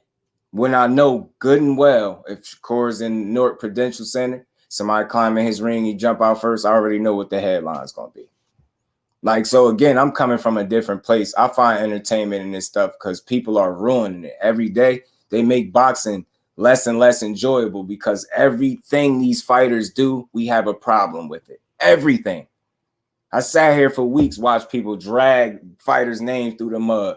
I sat here and watched people paint a narrative that about 4 or 5 fighters ducked one guy in the last 2 to 3 months, bro. You cannot make this stuff up. So it's like, it's just, I just enjoy the sport. This is funny to me in his own way. It's trolling. He got to stand on his trolling too, though. You get what I'm saying? So when he fights, this same energy he put out is going to hit him. You get what I'm saying? I don't really have an issue with it. It's just boxing. You get what I'm saying? But I've seen people complain about everything or just they're turned off. They don't like everything a fighter do. It don't matter what it is. If it's calling them out, the same thing that all fighters do, it's clout chasing. Don't get in the ring with him. It's clout chasing. It's just like, I don't know, man. We be sounding grumpy sometimes, bro. These young dudes just having fun, bro. And we don't know how to process that outside of them getting in the ring. But again, I say this because how often do we get fights? Only on the weekend. So through all of that, I'm a content creator. Through the week, that's not that many fights happening in a week. You get what I'm saying? To generate as much conversation as we talk. You get that we have. And I'll be on here grinding. Y'all know it. Hours on end, you know what I mean? So I just process things differently. I have fun where I think things should be fun. This shouldn't make nobody mad. But I think, again, a lot of people made videos already talking about it. People are mad because Shakur said his levels. They're telling him when he should say it, when he should have said it. No, you should have said it then. Nah, you don't mean it because you didn't say it when I felt like you should have said it. Nah, go petition to be the mandatory. Then when he do it, nah, you still waited too long. You should have did it when I said do it. It's like, yo, man. I would say I would say I don't even care about KEYSHAWN Troll. I would say my only criteria, since I'm 25, I can speak about my generation. My only criteria for my generation is If you're gonna troll that hard when it's time to fight him for real, or when you see him for real, so the same go to the light, relax, key jokes is what people been doing. That's why I say be more. I just feel like it's, I don't know, man. People just be too mad at, I don't know, these dudes living a life. Like people I've seen, and we're gonna have this conversation while we in here. Salute to my bro Mike Kirkland, always showing love. He said KEYSHAWN Day type of fire. I want to see his will get tested. Yeah, ain't nothing wrong with that because he talked. So I get and we it. ain't never got a box again. Well. I already been getting these bet, but now it's time for you to get your just do. As long as you got that same energy when it's time to rumble, I don't care what you say. I don't know. I just be trolling a guy who beat him up multiple times. I mean, I don't know, man. That's again, it's like if he trolls the guy that our people are saying will beat him up, it's like he still should troll the other guy. Then when he trolled, I heard him trolling Andy Cruz. It's like, well, you got beat up. It's your daddy. It's this. It's like I seen him do it. I don't know. We just got a problem with everything. We know exactly what these dudes should be doing and when they should be doing it based off what we saying. And we're not in their shoes. So it's a very unrealistic expectation that people be having in these fighters. For to think that somebody is supposed to do exactly what you would do at home, or if you would do if you was in a situation where most of us don't know because we ain't boxing, right? So it's just like, I don't know. I just look at it like, when you get in the ring, do you stand on business? Right? That's where I go at. He do. You know what I'm saying? Andy Cruz, I don't know what shit, you can't keep trolling him. He got it off on you. I don't know how much trolling you gonna do. You done lost. You out here giving a speech. This man doing it. Moonwalker, all types of stuff. He pop locking in the back. He going, wow. Andy Cruz, the ultimate troll. I don't think you could troll him more than he could troll KEYSHAWN. That man was pop locking, dancing, sliding in and out the shot. He was wild. And I thought that was funny too. So I just want to be clear. This is only funny because he's talking. It's light. It's entertainment. But I thought Andy Cruz was funny as hell doing all that dancing in the back of KEYSHAWN. He giving a serious speech. This dude don't care about nothing. Did he start doing push-ups after a while? He was wild. Like, yo, Andy Cruz is an idiot, bro. Hey, we're gonna you gotta have fun with this. That's all I be saying, y'all. I don't know about y'all, but I see this stuff and I laugh at it. I find like a little laugh here or there. I'm not saying it's the most historical or hilarious thing ever, but it's okay. It is what it is. No, it's funny. Him and Andy gonna have to see each other eventually. Right. And then if he get beat up, y'all get to laugh at him. You get what I'm saying? You get to laugh at him if you want. But I just hear the guy get a lot of flack. Like, I know for 100% fact, had he had, and I know this because of how people criticize him now, and he ain't even lost or had a close fight. I know undeniably, had he fought that guy last night and had the same exact performance, people would be saying he's trash. 100% people would be saying that. They already keep saying he ain't fighting nobody. He ain't fighting nobody. He ain't fighting nobody. They've been saying that dude been 5-0. They've been saying he ain't fighting nobody. Damned if you do, damned if you don't, man. Right. I'm just, for me, y'all, I just want people to understand it here. I'm not trying to change your mind. I just want people to enjoy the sport too much. And every little thing is like somebody get mad at. It's like these fighters can't breathe. We don't know how to enjoy the sport no more. We don't. Outside of the fights, and we don't even know how to enjoy that. You get what I'm saying? You see a guy get tested, people overreact. Now somebody trash, they overhype. This one is food for that one. Is like, dude, man, let's just enjoy this shit. KEYSHAWN is a funny dude, but he gonna have to keep winning, bro. If he don't, he putting a target on his back. That's the part of it that it's a double-edged sword. You having fun now, but you know how many videos and little clips they gonna put together? You doing all this, and then you go out there and get chipped. Boy, they gonna be on your ass, and it's gonna be funny then too. Because I truly enjoy it. It's just fun for me. You know what I mean? It's entertainment. That boy in the Cruz might be a little bit too fast, man. It was legacy half-assed. He continued to duck. Yeah, he's claimed his legacy would have been fine without it. But then again, he says something different now. I'm gonna say the same thing I always been saying, man. You would have went to the Hall of Fame, but you would have been at the little boy table. Right. You wouldn't have been able to sit at the big boy table with Floyd and Roy and everybody else. you wouldn't have had a legacy to find a fight like that. Yo, Dr. Wayne, man, I don't know. I'm starting to get a little annoyed by your America comments. Like we not talking, where people, we don't care when nobody's, we don't care. We love boxing. Like I got you at it. It's like you crying, like you keep America this and teaching y'all that you can't teach nobody nothing, man. We talking boxing. You don't know no more boxing than the rest of us, bro. Just be part of the conversation and stop being weird, man. I see you with the comments. I'm trying to ignore you, but you're doing too much. Yeah, I don't know what kind of point you keep bringing up. I was saying America this, America that. You having your own conversation while you at it too. Man, look, I'm gonna say this, man, and I'm gonna make this very clear because y'all know some of y'all young, and this is what I gotta consider too, and this is with all due respect. A lot of y'all might be younger than me. I ain't saying I'm some old man. A lot of y'all be young. Y'all do need to understand that you can have your stance, and I'm gonna have mine. There's nothing wrong with you standing on what you say and rocking with the guy you rock with. Or none of that. It's all good, but the problem is, people want their point of views and their perspectives to be respected. Meanwhile, trying to tell me what I can or can't say or how I should look at something. That's what's wrong. Why we can't have no conversations? Because if somebody's seen something one way, like what I heard, what I was seeing somebody type about Andy Cruz and what I just seen is not what was being typed. Get him saying? I was like, I heard he beat him way better than KEYSHAWN. I didn't see that. I seen two guys that pretty much won every round against the guy. Neither guy knocked him down nor out. That's why I also seen that he needs some more schooling. You get what I'm saying? He needs some more schooling. Is that fair to say he only one fight in? KEYSHAWN got what, 8, 9 fights? I don't know. I see a difference. You get what I'm saying? So I don't know. I hope they do fight though, so we can see. You know what I mean? But I just know if I've been hearing a guy ain't fighting nobody since he's 5-0. Right? But that's usually coming from people that already don't like him, right? But then you hear from guys that are actually in the gym with him, actually guys that work with him. And what they're saying is so much different than what the person in the chat is saying. So who am I going to believe? Or who am I going to listen to? The person that don't like him. So you're not going to give him a reasonable, you're not going to give him a real grade. You're not going to give him a real assessment because you don't like him. You don't like him. So I don't even expect you to give him a real assessment. So I'm going to listen to the people that see him personally, work with him. Like right now, all I've heard was that this dude is chinny, but I ain't seen nobody test his chin.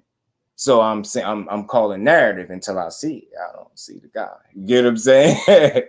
I see a guy that is a good fighter. I see a guy that got some Olympic experience. He's a medalist. You get what I'm saying? I see him transition from the amateurs to the pro pretty well.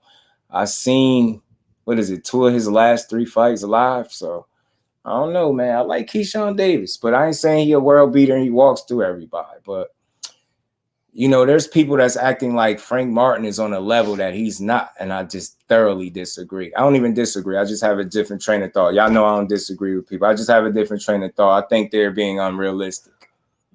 When you say his levels, I don't feel like it's a significant skill gap in terms of Frank Martin and him having an edge over KEYSHAWN. I think that's people being unrealistic. Get what I'm saying? That dude got a pedigree that you can't sneeze at. You get what I'm saying? You can't ignore. So, and he didn't pick up boxing late, and I think stuff like that matters.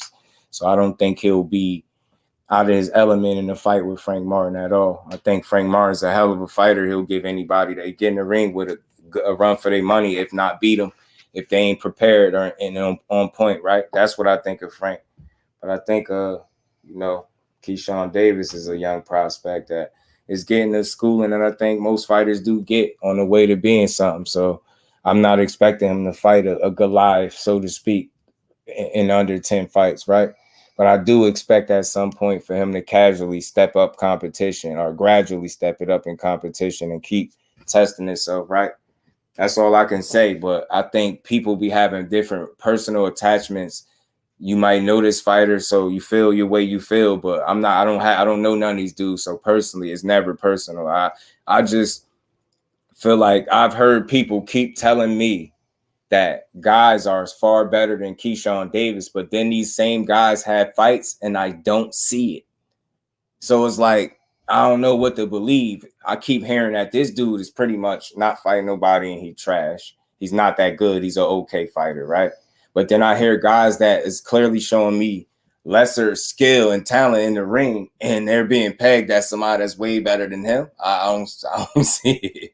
So again, it's all about perspective. That's why I respect where people are coming from. But just if y'all think I'm a fair dude or you know I'm a fair guy, you know what I'm saying? If I say something, I'm not being unreasonable. I just think KEYSHAWN is better than what a lot of people speak of because they don't like him. So I don't really, I don't look at it. I don't know this young kid. You get what I'm saying? B-Dog, what's good, family? Can't fight against person against KEYSHAWN. Right, that's true. Everyone has a terrible day in the ring. I don't think he had a terrible day, Will. I just think he had a guy that was fighting back. And I think the strategy that he employed made the fight a little tougher than it had to be. I think Frank Martin is definitely clearly better than that. But I don't think it was a shortage of skills or dude being, so comparable to him in skill level. I just think it was execution. I think you could clearly see who's the better fighter. You get what I'm saying? It's just the execution didn't, he didn't really, He usually executed at a better level, more consistent. You get what I'm saying? Usually when Frank Martin is going through that figuring out kind of like, the little adjustment period, and then you figure it out, get into his range and get into his rhythm and start going, he's usually able to like really take over the fight from there. And even though he controlled the fight and won the majority of the rounds, dude was still being competitive enough throughout the entire fight where he ain't never just take the whole fight and run with it, right? Like he's known to do once he start piling it on you or putting it on you. Get what I'm saying? Kind of like how he did Rivera. You know what I mean? He had the little close rounds early, and then he was still on him from the on-start. So, and it just got worse over time. So that's what I'm saying. But I just want y'all to know, from me, I don't know how everybody interpret what y'all say. If y'all tell me something and I respect y'all boxing knowledge, it's not for me to try to change your mind. I just give you something else to think about. You get what I'm saying? That's what I do. You know what I'm saying? But people just can't have a solid opinion without somebody forcing theirs on them. Like, nah, he's better. I don't see it, bro. I've heard at least 2 fighters that I feel like people are pegging to be better than KEYSHAWN. Neither of them, I don't think, have the level of experience that he's had in the Olympics, and I don't think neither of them has shown the poise and patience. And I think the skill level, just putting it together at this point just yet. I feel like both of those guys are not better than him right now, but we're gonna see when they fight. Because y'all know styles, y'all say it all the time, styles make fights, especially when you're able to implement said style. You get what I'm saying? B-Dog, what's good, family? My bad, Lewis was good, but pardon me if I missed any. Ghost was good. He's seen Frank Martin before against Martinez and others. I said I've seen it at least 3 times so far, Ghost. I just want to know, I want people to know I really love the sport. So I give everybody credit, but I still think the way I think, and I ain't going to always be right. Shakur's right. There's levels to his boxing. I felt like that after seeing it last night, too. I don't think that's a bad thing. You know what I'm saying? There's definitely his levels. Nice test for KEYSHAWN. Yeah, it'd be a good test. It'd be a good test. I just don't think KEYSHAWN will get destroyed at all. Like he can handle himself too good in the ring for that. You get what I'm saying? It'd just be a matter of who gonna win. You get what I'm saying? I don't think Cade Austin is better than him right now either. Respectfully, I feel like he got more just poise in the ring, and he's got a more disciplined approach. Like he's not all over the place. Young boy be still like all over the place with it a little bit, if that makes sense. He's a busy guy, but a lot of that stuff that he does and the movements, I think, be unnecessary. I could be wrong, but that's how I feel. He do a lot of unnecessary moving and different things in there, just so it look a certain way, right? But I don't think he's trying to be fooled by none of that. But facts, levels for sure. Kid Austin, Frank Martin aren't ready for the KEYSHAWN smoke. That's the first time I heard my boy say that thing. I think this fight was good development. Absolutely. Salute to my bro Falsey, man. I think KEYSHAWN destroys Frank. He has more tools. It's interesting though. Some of these dudes down the Olympic pedigree fighters. I don't know. I think, and I try to understand that train of thought, right? I think some people just see different value in the Olympic experience, right? For me, I really, and again, not every not every Olympian is created equal, right? We obviously know that, right? Some guys, I think, are able to be exceptional Olympians, get medals and things like that, and then transition to the pros and be just as good a pro, if not better, right? Their transition from the amateur to the pro is a smooth one. And I think that right now, for the moment, that's what you've seen with KEYSHAWN. I don't think he had a real issue adjusting to the pros, and us watching his fight saying, yo, he still look like an amateur and he need to turn his punches over. It's like, you get what I'm saying? I'm just giving credit for what I see so far. I'm not saying he's beating killers, but he shouldn't be. Who is at 9-8-0, right? So again, I just don't confuse with how he talking, his confidence for how his team is gonna move him. You get what I'm saying? How his promoter, you get what I'm saying? I don't confuse it too. He's going to talk how a fighter talks, right? With confidence. He's brash. He's outspoken. That's just his personality. It's like you can either love it, hate it, respect it, check it, don't like it. But for me, as long as he's being who he is, if this is genuinely him, just an outspoken, brash kind of guy, he always smiling. Like, I don't feel like it's malicious behind what he's doing right here. I just feel like it's friendly trolling. Like, but people are saying, he shouldn't be doing that. And it's like, what? Why are we being so sensitive? He's just joking. Because he's going to have to stand on that when they fight. You get what I'm saying? I'm thinking like that. So I don't need to be mad at it. Just laugh at it. It's just, or just be like, you ain't interested. But for me, it's just be a little funny. You know what I mean? Have a little fun with it. You know what I mean? Olympian Frank just fought, was an experienced one. He won a medal after 40 fights in the amateurs. KEYSHAWN had 200 plus amateur fights, won a medal, has been making a good smooth transition. That's what you get what I'm saying, goes there. You understand what I'm saying, the transition from him. What the hell? I just be wanting to be clear and make sure I'm not overstating that for the people that's listening. You know what I'm saying? Yoda, you already, I think you trying to push it too, huh, bro? Like, I seen you came in with your first comment. I don't even like the fact that your name is Yoda because Yoda is up here. You know what I'm saying? That's the only Yoda I know. But I don't know why y'all, I don't know, man. Yoda over here, man. We build boxing up. We don't tear it down. We don't look for fighters in the past to try to pinpoint things that you don't like about them so we could down talk them. We lift this sport up, man. That's what I use my voice for on my growing channel. You know what I'm saying? And not the biggest, but we gonna keep growing. But we build this sport up. We're gonna have our critiques and criticisms, but I'm gonna be fair. KEYSHAWN is a solid fighter. Frank Martin is a really good fighter. He got a little test last night. He lost at the absolute most 4 rounds. You know what I'm saying? I don't think you can say he got exposed. Like, the dude don't, you know what I mean? He's good. He's a good fighter. You know what I'm saying? He could have did better. So that wasn't even him at his best. So him not even at his best still won twice as many rounds as his opponent. That's how I assess it. You get what I'm saying? I have my criticisms in terms of what I think he'll do against the elite level opposition, but still in all, for the guy that he had in there with him, I don't really, you get what I'm saying? I'm not knocking it. You get what I'm saying? He has some experience. He was willing to fight back. He took advantage of some of the inactivity and those moments, those lows in the fight where Frank Martin just wasn't fighting right, and he was there being busy. So good. He showed a good account of himself. He got his eye damaged up real good. Frank was being mean in spots, but that fighting in spurts thing is the biggest issue in the fight. You get what I'm saying? And I think Derek James, pardon me, I was getting on him. You know what I'm saying? Right, go. I don't know what's up. We love boxing over. We can't say I don't expect y'all to love every fighter, but I don't do no tearing down in the fighters. Borzoi, big fight. Elvis Rodriguez versus Jack Catterall. That's a good fight, Corson. That's a good fight. Salute to you, fans. Smash the like button and sub to the channel if you haven't. Nah, but yeah, y'all be trying to troll and stuff, and I don't know. I'll be trying to let y'all make it, but y'all be on some different type of time. Yeah. Sugar Ray skill. I'm telling you know what I'm saying? He still got his skills. He ain't short on the skills. I'm telling you, just execution for Frank Martin. And I think mentality.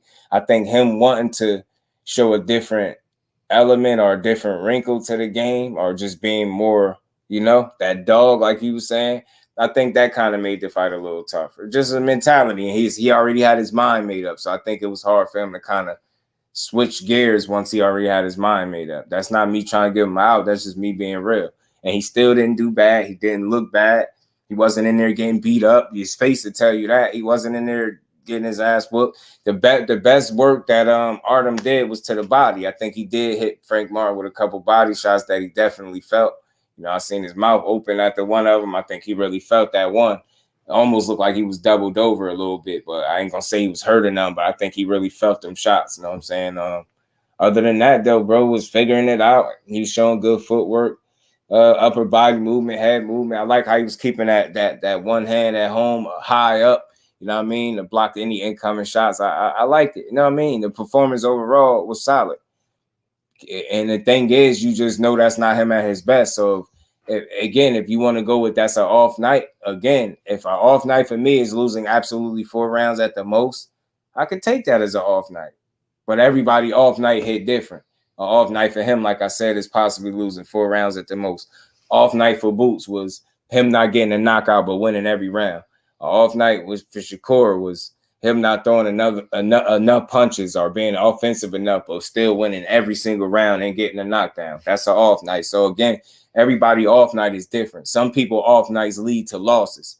That's so again, I'm not a guy that's trying to knock Frank Martin. I also could look a little bit deeper and say, hey, look, if that was him on the off night and he still won twice as many rounds as his opponents, it's safe to say that wasn't even him at his best, and he still beat that guy. That was a pretty solid test for him. So I'm just not a guy looking for so many ways to take it from him and trying to discredit him. That's not what I'm doing. But again, when you start comparing them to the Tanks and the Shakurs, and that conversation gets a little bit different. But that's not in the effort to discredit the talent or fighter that Frank Martin is. It's different. Like we say, it's level. So again, I think it's safe to say when we looking at Artem and you look at that a Shakur or a Tank, we know the difference in skill and you know experience and all that stuff is a considerable gap. So you get what I'm saying? So I think it's reasonable to say like you see a guy struggle or a little bit or you know get tested by a guy like that, have an off night. That same off night against one of those guys might put you in a position to lose. But just to be on the other side, you know, Frank Martin is also good enough that if he's on his A game and you are not, you could potentially lose to him as well. So that's how I try to look at the elite level of 135, man. Them dudes all can give each other a run for their money on any given night. That's just what I feel like I hear. You know what I mean? That's what I see. You know what I mean? You don't know the difference between I don't know, man. I might just start ignoring people that be having their own conversations because I'm very thorough in the way I articulate myself. And if y'all don't know the difference between the excuse and somebody breaking down how a fight played out, that's tough. But we're going to keep rocking, man. And again, I don't think it was a matter of being a good or a bad night. It just wasn't his best night. I don't think it was a bad night. I don't even phrase it an off night. I'm just saying if you want to go with that, then I'll say on your off night is losing 4 rounds. I'll take it, right? You know what I'm saying? Him at his best is what? You know, would be better than that. So, you know what I mean? Now, he still did his thing. Boots hard after the Karen fight. We saw what happened in his last fight. Right. And I be trying to restore some balance. Well, like, I don't want to go jumping and over exaggerating this guy being tested. Like, that's what we ask for these fighters to do, be tested. And when they do, we throw them, you know what I mean? We over exaggerate. Frank Martin, salute to you, bro. Salute to Artem for not quitting, having the wherewithal to take a knee when it was getting too hot in that kitchen because you was definitely about to get stopped, Frank Martin. Them spurts that he was fighting and he was putting hands on you and he was hurting you. And you had Artem eye looking on Dubs, you know what I mean? Had his eyes shut. I think it was that his left eye. He was putting hands on that dude, man. So, I mean, it was a good fight. Good win for Frank Martin. It's a learning experience. And again, he only going to get better. You know what I mean? I ain't saying he about to get leaps and bounds better, but he can tighten up and make the corrections necessary and apply himself in a different manner in the next fight. You know what I mean? So I think he'll be fine. You know what I mean? He'll be just fine, bro. Chikazian is better than Vila, but style gave Boots a harder time than Vila. Right. Yeah, true indeed. True indeed, bro. True indeed. So it's crazy how Styles may fight, especially what Karen was able to do is implement that ring generalship or that movement. You get what I'm saying? But he ain't have nothing else. Offensively, he ain't had nothing. But defensively, in terms of moving, that's all he had. That's what he brought to the fight, bro. Mad movement.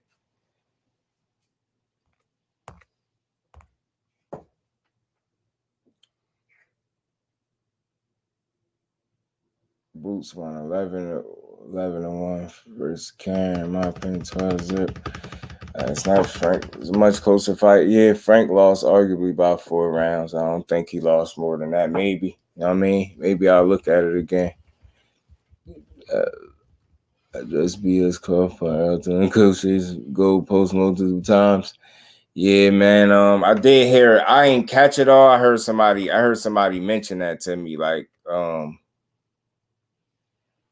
heard somebody mention that about how he say how difficult he was, and when they say he'll move the goalpost somewhere else, or he'll want something else, and he was making it real difficult for EJ. I gotta go catch the whole clip so I could really break it down. But I did hear that he was being difficult in negotiations and things like that. And again, whenever they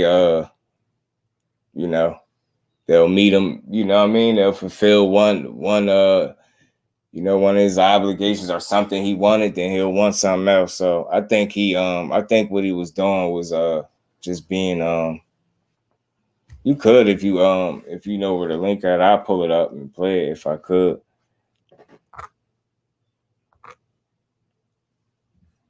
I'll pull it up and play it if I could. For sure. Salute to everybody, man. Y'all smash the like button. We're gonna be here for a few more minutes, man. Finish getting this out, but yeah, man, it's a good win for Frank Martin. I don't think it's a lot of negatives. Again, it's it's just things to tighten up on when you talk about competing with the upper echelon of 135. I think that's reasonable. I don't think that's crazy to say. I just feel like it is what it is. I feel like it is what it is.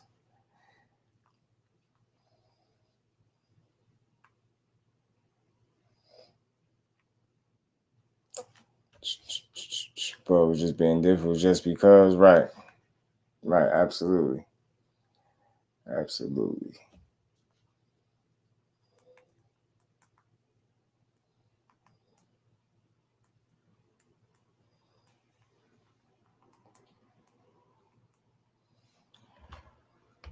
But yeah, I don't even think it was a matter. I got you, Will. Matter of tightening up is a little matter of application, right?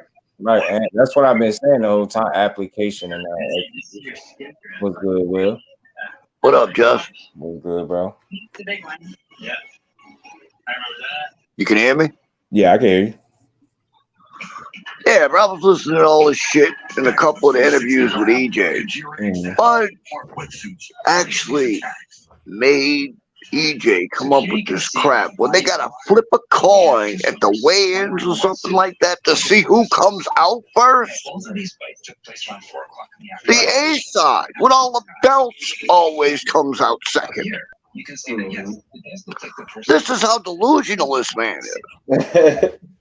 Then he literally, made EJ change all the money around, right? Because from what I gathered, he kept mentioning all his accolades, right? Which have nothing to do with how much you get paid, right? I mean, you got to give big ups to EJ for even tolerating this crap. His team wanted him to drop that fight so bad. They were like, man, just let it go. Right. But EJ's so stubborn, and EJ wanted his legacy and greatness that he stuck it out and got the fight done. Right. Ain't nobody can sit there and say, yeah, Bud Crawford wanted this fight and made it. Oh, no, he did not. What got to Bud, from what I was listening to with the All Access and everything else that was being said, just a little thing that I was picking up on. Bud was hearing the fans. Bud knew what the fans were saying. They knew what they were saying about him. About him, if he didn't take the fight. He probably figured it out that if he went in public, imagine the crap he would have had to hear for the next years from every boxing fan about him not taking that fight if he wouldn't have took it. Right. He wouldn't have got a moment's peace every time he showed his face in public. Right. You know what I mean? True.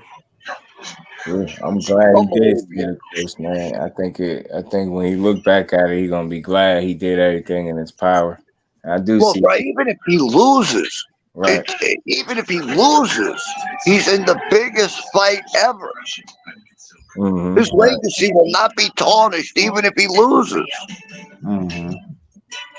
I mean, unless he just comes out and just gets blown out the water in the first 2 or 3 rounds, and yeah, then he might have something to worry about. But I doubt that'll happen. I think, you know, Bud's going to take a lot of beating to the body. Mm-hmm. And he's, oh God, I keep saying this. I figure about a 6th round, EJ will bust his body up bad enough. His weapons won't be there. Then it'll be a matter of will, how long he stays in there before either his corner stops the fight or he doesn't answer the bell. Mm-hmm. Right. I still say it's going to be a 9th round stoppage. Now, I don't think it's going to be a knockout, but I believe either his corner's going to stop it, the ref's going to stop it, or he's not going to come out. Elvis versus Regis. That'd be a fun fight. Celestial being was good with it, fam. Yeah, if he didn't fight Mike, yeah, imagine being a coward, Joe. Like, freaking ride and discussing him. Like this on performance. Talk to me. What's good? What's good with it, man? Anyway, that's all I had to say, bro. I just want to come on. Appreciate you as always, bro. You always welcome up. You know it. Tell Miss Du I said, hey, take care of that baby in the belly. I got you, bro. Appreciate you. All right. Take it easy, bro. All right. Yeah, Ant, what you got, bro? Talk to me, Ant.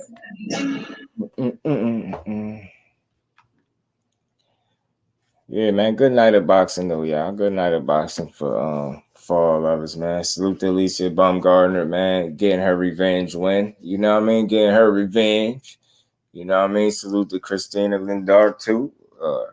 I don't want to keep butchering her name, but Christina, you put on a good fight. You know what I mean? You held it down. You will be back. I think it'll be more opportunities for sure down the road for her, down the line. And salute to Celestial being, Elvis Rodriguez versus Regis. That'll be a fun fight to watch, bro. Fun fight to watch. Human components effect on performance. Yes, sir. Talk to him. Talk to me. Talk to me. A lot of times when you state what the reasons are, maybe some contributing or deciding factors into how a fight played out, people typically call everything an excuse. Sometimes it's, I think it's a difference between excuses and reasons. I really do. You get what I'm saying? Where I think it's a difference between excuses and reasons. I always felt like that. Big picture. I got you.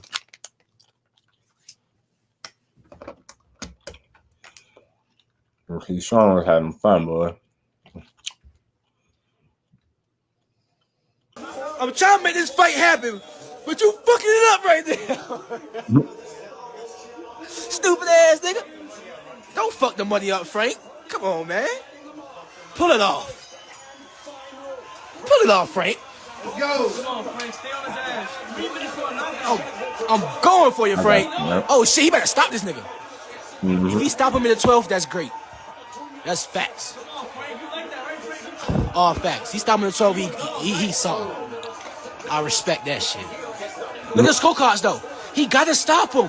He got to stop him. Yeah, the scorecards. He got to stop him. Damn. Well, that's unofficial, though.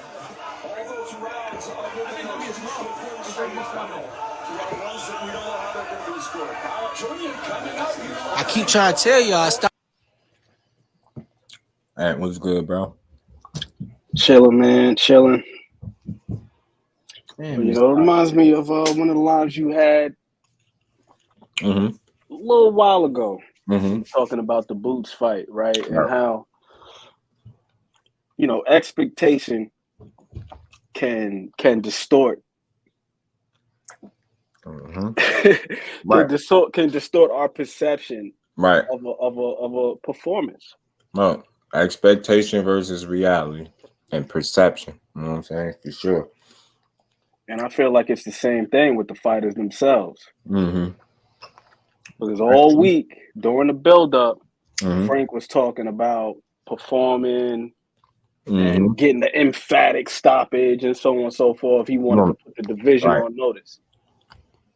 And I think that played a part in the performance where he was uncharacteristically apprehensive. It looked like he was looking for the perfect shot. Yes. As opposed to fighting his fight. Yes. Yes, sir. I agree. Typically, he's coming forward. He's letting his hands go. I agree. You see it in the last 3 rounds. He started to look like himself. Right. He did. And I feel the same way about Boots' performance against Karen. Mm-hmm. He was so thirsty for the knockout that he was disregarding everything that his father was telling him. Because I guarantee you, as thorough as his father is, there's no way in hell he didn't teach him how to cut the ring off. Mm-hmm. Right. He's just so thirsty for the knockout, you know what I mean, trying to win in impressive fashion, that he just disregarded all of his tutelage, all of his previous experience in the gym. Mm-hmm. Right. And the instruction from his father throughout the fight.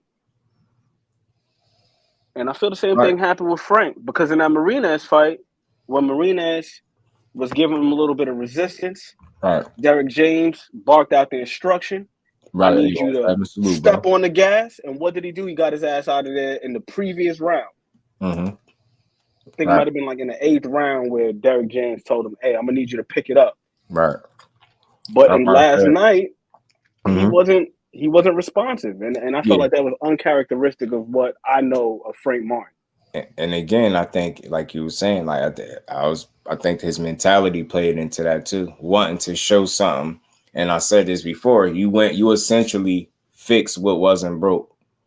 You know what I'm saying? What y'all been doing is right on par with what you needed to keep doing. You get what I'm saying? I don't think you need to change your mentality. And that's just me just picking at, what I heard. I think that probably factored into his execution, him thinking, yeah, let me show the dog, and I don't want to be the nice guy. Let me let you know something, Frank. I don't know if you know, but the nice Frank Martin ain't nice either. You know what I'm saying? You get in your bag and you put hands on people, and I like it. So I just think sometimes you could put more pressure on yourself than need be. And I think and with that mentality and the way he applied himself in the fight, I think he made it a little more difficult for himself. But again, if losing 4 rounds is considered an off night, give me that off night, because a lot of people off night is an L or getting knocked the hell out. So if my off night is 8-4 and me winning, you know what I mean, I'll take it. So I don't have no real negatives to draw from it. Do things to tighten up on, that's regular, right? If you talking about the elite level, yeah, some things you want to shore up, but it's not too many people that you could confidently feel like he ain't got a chance at really, not only giving a run for their money, if not beating him. Like I said, him on his A game and somebody off theirs might be a definite L for them. So I feel like he went out there and he did the best he could do with the mentality that he had going on. You get what I'm saying? And he could have did a better job listening to Derek James for sure. I heard, Cuzzo pointed out that Derek James said to him, you want to be cute or you want to win? I think he was saying something about the little swelling or something that he had on his face, because that's about all he had. And I think that was a headbutt there. So that's why he was saying something about it. But outside of that, man, he didn't get hit with a ton of crazy shots. He got hit with some stuff in some boxing match, man, but he showed a lot. He showed the ability to figure some things out and to keep working. I think Derek James lit a little fire up under him, telling him he felt like he was down. I think you seen him fighting a little bit more with some urgency. And I think it was effective to tell him what he told him. So ultimately, I'm glad the right man won. And I don't feel like he got exposed or is he overrated. I just feel like the elite level guys definitely are the tough fights. You know what I mean? But he's still on par. I still think the same way I did before the fight. I'm not going to look at a couple rounds that you may have lost because I know your approach was, just different than what it typically is. And I'm able to see that, right? I'm not making no excuses for you. I heard what you said, and then I watched how you fight, and I know that's not typically how you approach them fights. So safe to say, bro, you was a little out of your element, but you took yourself out of that element rather than him doing something to take you out of the element. You kind of, you know what I mean? And that's where you gave him more of an opportunity to be successful, because you made the fight tougher than it needed to be or it had to be. You know what I'm saying? You got a solid guy in front of you and Artem, but you can't do nothing with Frank. You can't do nothing more than be competitive, bro. You can't beat that dude. Frank beats him 10 out of 10. And that's what I feel like. So if I can beat you on not my best night, I don't even want to call it an off night because dude fall back. But if I beat you at what's not my best, I'm definitely going to beat you at my best. So on to the next for Frank Martin, man. Good. Another good win under the books for Derek James and Errol Spence as a promoter. Let's see what he won next. He said, and I'll say this too, Just. I feel like it was only in one aspect of his game because defensively, his defense was tight as hell last night, with the exception of maybe, there were probably a handful of body shots, but even then, he defended his body pretty well, kept them elbows tucked. He did a lot of parrying and deflected shots off the forearms with his gloves. I think he did a fantastic job defensively. And as you pointed out, when you look at him at the end of the fight, he looked like he could have went to the club afterwards. Right. He said it was wrong with the jab. He did a great job defensively. Oh, so I didn't see you down there, bro. My bad. And I also want to add this too about the word exposure, right? Like I don't think that exposure, in my personal feelings, I don't feel as though it's necessarily a death sentence. Right. Because all exposure, whatever it was that was exposed, is always in a state of flux and is subject to change. Yeah. So if you did one particular thing, you can always change that. Right. Yeah, I think they exposes be like an overreaction too. Like he got some things exploited that where he's deficient, where he's not the best at. You get what I'm saying? And that's okay. You get what I'm saying? I think that's how you get better anyway. That's part of how you get better. You got to be put in these situations. You got to be tested in areas, and all tests don't mean you in there getting your ass whooped because he still was winning the majority of his rounds. It's just what was missing, I think, from this performance is the consistency that you see in his performance once he typically figures it out. Then it's like it's a consistency that flows with his performance, and that was more.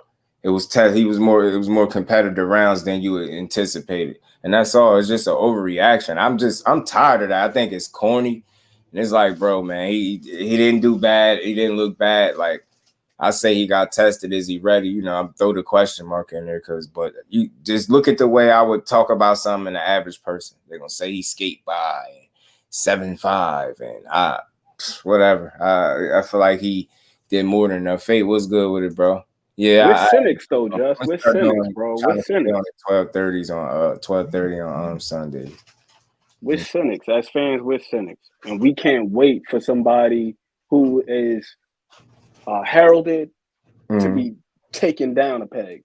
Like we just can't wait for it. Exactly. I told you he wasn't that, and I'm off that. I think that's lame.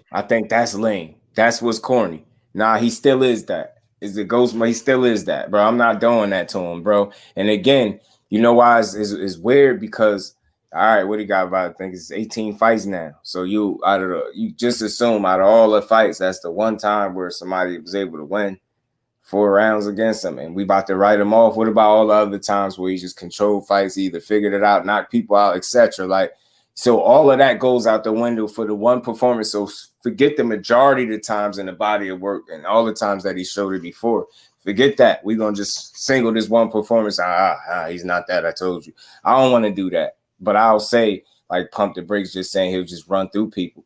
That's what I meant. And me feeling like somebody could beat him, I could stand strong on that. But I still think he's just as good as he was before this fight. Get what I'm saying? I still think he gives anybody at 135 a good ass fight, if not outright beats him. If he on his A game and you are not, that's a fight he can win. I don't think he'll be out his element in the ring with anybody, regardless of what we feel like the highest level of skill is at 35. That's just me being real. I think he knows how to handle himself well enough too. Like, people had this unrealistic expectation of levels and how high it get. Like, he's 3-4 levels. No, he not. That shit sound cute, but niggas don't be 3-4 levels above nobody, bro. You know what I'm saying? Dude, might be a level or 2 or something like that, but you know what I mean? Sometimes it don't even be that. You get what I'm saying? Be a matter of execution. Like, to me, though, I know I did see a guy, and Frank Martin is definitely the superior fighter, better athlete, just better fighter. And I just seen a guy that can fight back and you know, got some skill and talent of his own, and it's just the way the styles mesh. The areas where you weren't effective, he was trying to take advantage and be effective. Like, give him saying some ebbs and flows in there, but ultimately he was navigating the rounds well and beating you. Give him saying, I think he just made with his mentality going into trying to be a dog. I don't think he had to switch anything up, because what Derek James had working, you try to fix what wasn't broke. You know what I'm saying? Jay Cooley was good with it. 39-1 is a great record. You know it. What's good, 817? Talk to me, man. What you got, bro? What's good, Just? What's good to the brothers on the panel? Ant, what's going on, 87? Not much, man. Say, you know, two things. Number one, foreigners, they normally they gonna come with some extra shit, bro. You know what I mean? Like, y'all have to understand, when they making their first appearance over here, like Karen did, you know, number one, they don't want to get knocked out, right? They don't want to get knocked out. So you're gonna see hella movement, herky-jerky, extra shit, you know what I'm saying? And without Americans having a lot of tape on these guys, it's a figure out process as you go. I mean, you know, them guys already understand they don't have the extra sauce that an American has, so they got to use some extra tactics, right? So, I mean, we the worst with the unrealistic expectations of our own. You know what I'm saying? Like, it's a fight. It's a fight. And I think the influence of TV, stuff we hear, stuff we see, and how we interpret it plays a lot on how we do things. And I heard a lot of giving. I gave him this round. I don't know, but I kind of gave it to him. And man, you don't give nobody nothing. They earn something. If you watched the fight last night, you saw Frank be defensively superb, to be honest. The guy was awkward, and he flung shots from awkward angles. But Frank was very sound defensively. There was a lot of parrying punches, a lot of blocking punches, like Ant said, a lot of catching punches. You know what I'm saying? And people don't really understand how to count punches. You know, do they land behind the glove? Does he split the guard? You know, things of that nature. People just see the hand go towards the face, or he swung and caught him in the body. Oh, that's a body punch. Well, damn. I mean, was it partially blocked? Did he catch some of it on the elbow? I mean, you can see the joints. You can see the joints that landed. I mean, some of the body blows or whatever that he did take, you can see him land. I seen when Tank took the body blow from Pitbull. Y'all have to understand, these fighters can be competitive in rounds, but they're not dominating the rounds. And the rounds that Frank lost, really two, he took off, and the other two, he just got lost in the fight. He just started following this guy, chasing this guy, and not moving with a plan. But to learn and win is great. We ask for our fighters to be put in tough fights. We ask to see them overcome, so that we know when they get in there with the top talent that, hey, if the top talent do present them some shit, they've shown the ability to overcome, to adjust. And that's what we saw. We know Derek James is what? A type of fighter that teaches two things: fundamentals and to break you down. Right. And we saw Frank be fundamental last night and eventually break the man down. So at the end of the day, man, I think it was a great learning lesson for Frank. Again, you want to be able to learn and win at the same time, and everybody gonna fall into the same trap they did with Boots. I told you he wasn't this. I told you he wasn't that. You need to pump the brakes, and then you put an opponent in front of him that's more tailored to his style, and you see him be special. You feel what I'm saying? So better at somebody that actually wanted to fight, and you see and somebody that actually wanted to fight. Because I'm gonna tell you something about Harry last night. he fought in. He tried to steal rounds. He tried to fight in spurts and steal rounds and stay safe, right? To stay competitive, right? The longer I stay around, the more doubt it's gonna create to these people. But I'm gonna tell you something. After about 9, he ain't want to fight no more. He ain't want all the movement. All that shit went to stopping because he was getting something put on his ass. And you seen You seen in the 12. By the time the 12 came, the boy did not want to fight. Did not want to fight no more. So, man, we got to, and you heard him when he got on the mic. It was about being in America, being in Vegas, having this opportunity. Oh my God. You know what I'm saying? So it was funny when you was breaking that down though, because when I hear you what you was saying, I'm thinking about how he was saying, and I'm like, yo, I get you. Makes sense, bro. He's just happy to be here. Yeah, he was happy to be here. You know, give a good account of myself, not get knocked out, show that I'm durable. You feel what I'm saying? And that I'm worthy to another opportunity. There you go. I'm worthy to get another opportunity. And you know what? I know people like, man, you get no credit for the knockdown. Taking that knee was very intelligent, bro, because he was about to get stopped. Facts. Frank was putting it on him right there. And that, again, I'm not just trying to agree with nobody, but I'm just for the people that's like, he didn't stop him. Hey, man, because that man did what quarterbacks don't like to do. You know, quarterbacks don't like to slide. He did. That's the motherfucking slid. And he even raised his hand like, he was getting me. He said, get me, man. And again, I'm asking folks, where's all these punches that this dude supposedly was landing? Where's the damage, bro? You know what? The punches that he landed, I'm gonna be honest, it's like you can see them. The ones that iffy, those are the ones that probably, because Frank was tight. It was hitting a lot of, and he was here with it. Like, you get what I'm saying? A lot of them was, and they wasn't really splitting the guard because I don't think dude had heavy hands like that. Every now he might get one, but it's a boxing match. I don't think he was in there getting touched to the point where you like, man. Some people said his defense was bad. I don't think so. I don't think when you're rolling with punches, it's not the same as you just right there on the line getting clean with him. You get what I'm saying? You rolling. Boots do it well. He do it real well. He don't really tend to have a lot of swelling and stuff. He got hit by Vila, but he was rolling with a lot of them shots. So it wasn't. Did you watch the pad work before the fight?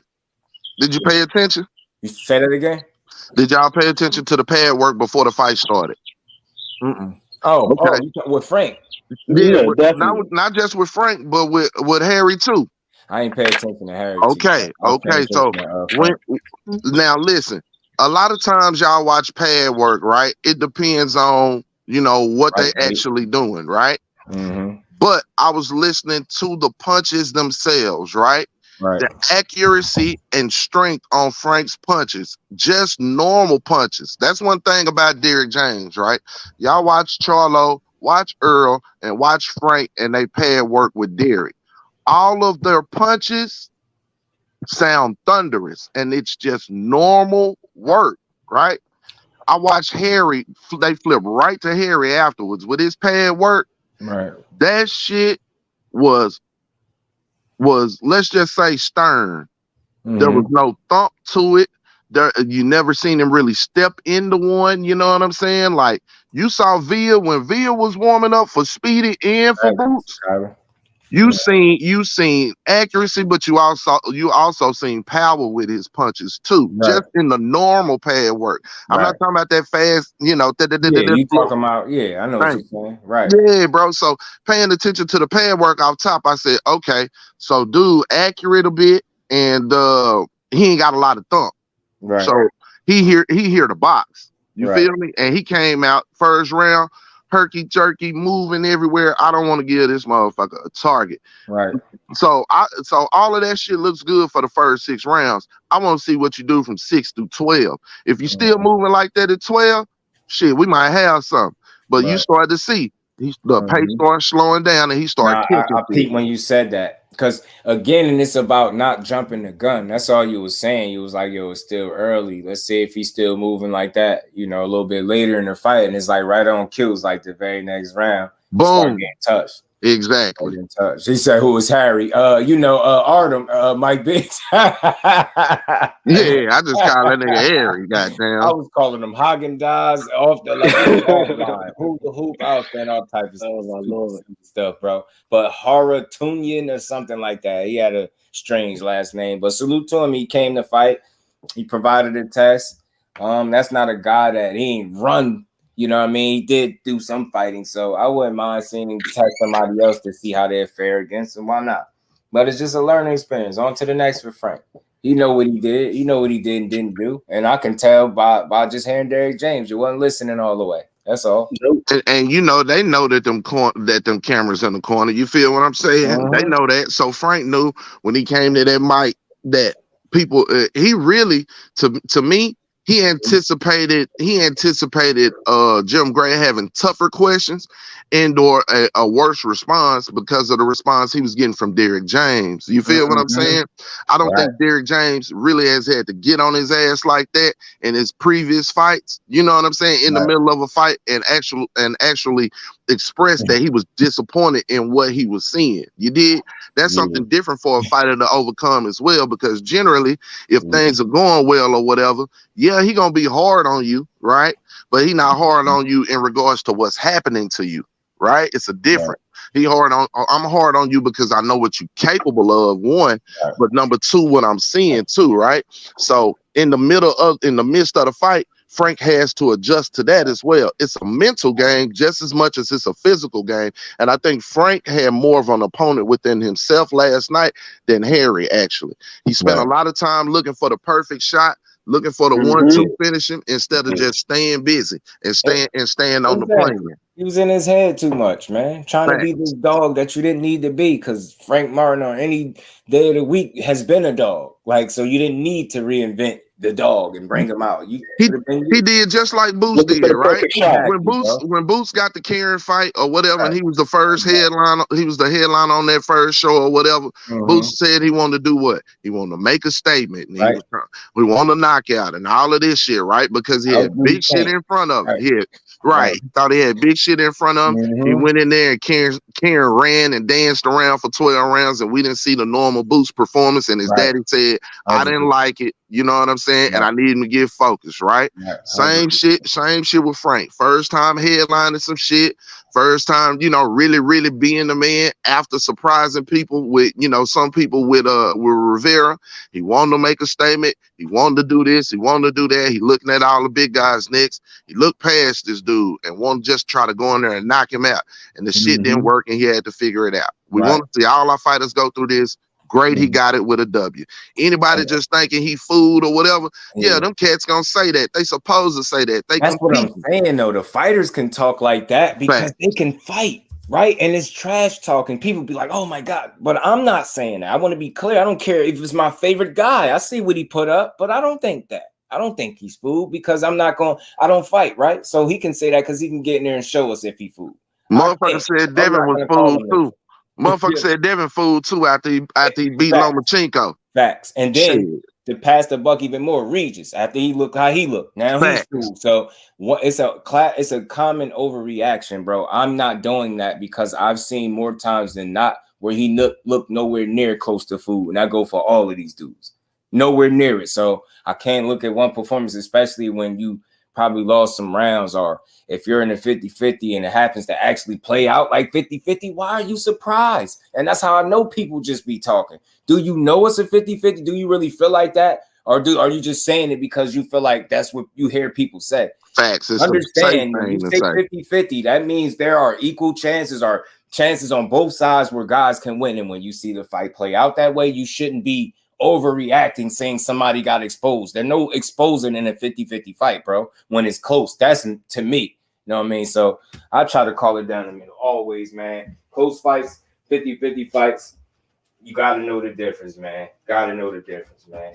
When you see it and it play out, you just got to see it for what it is.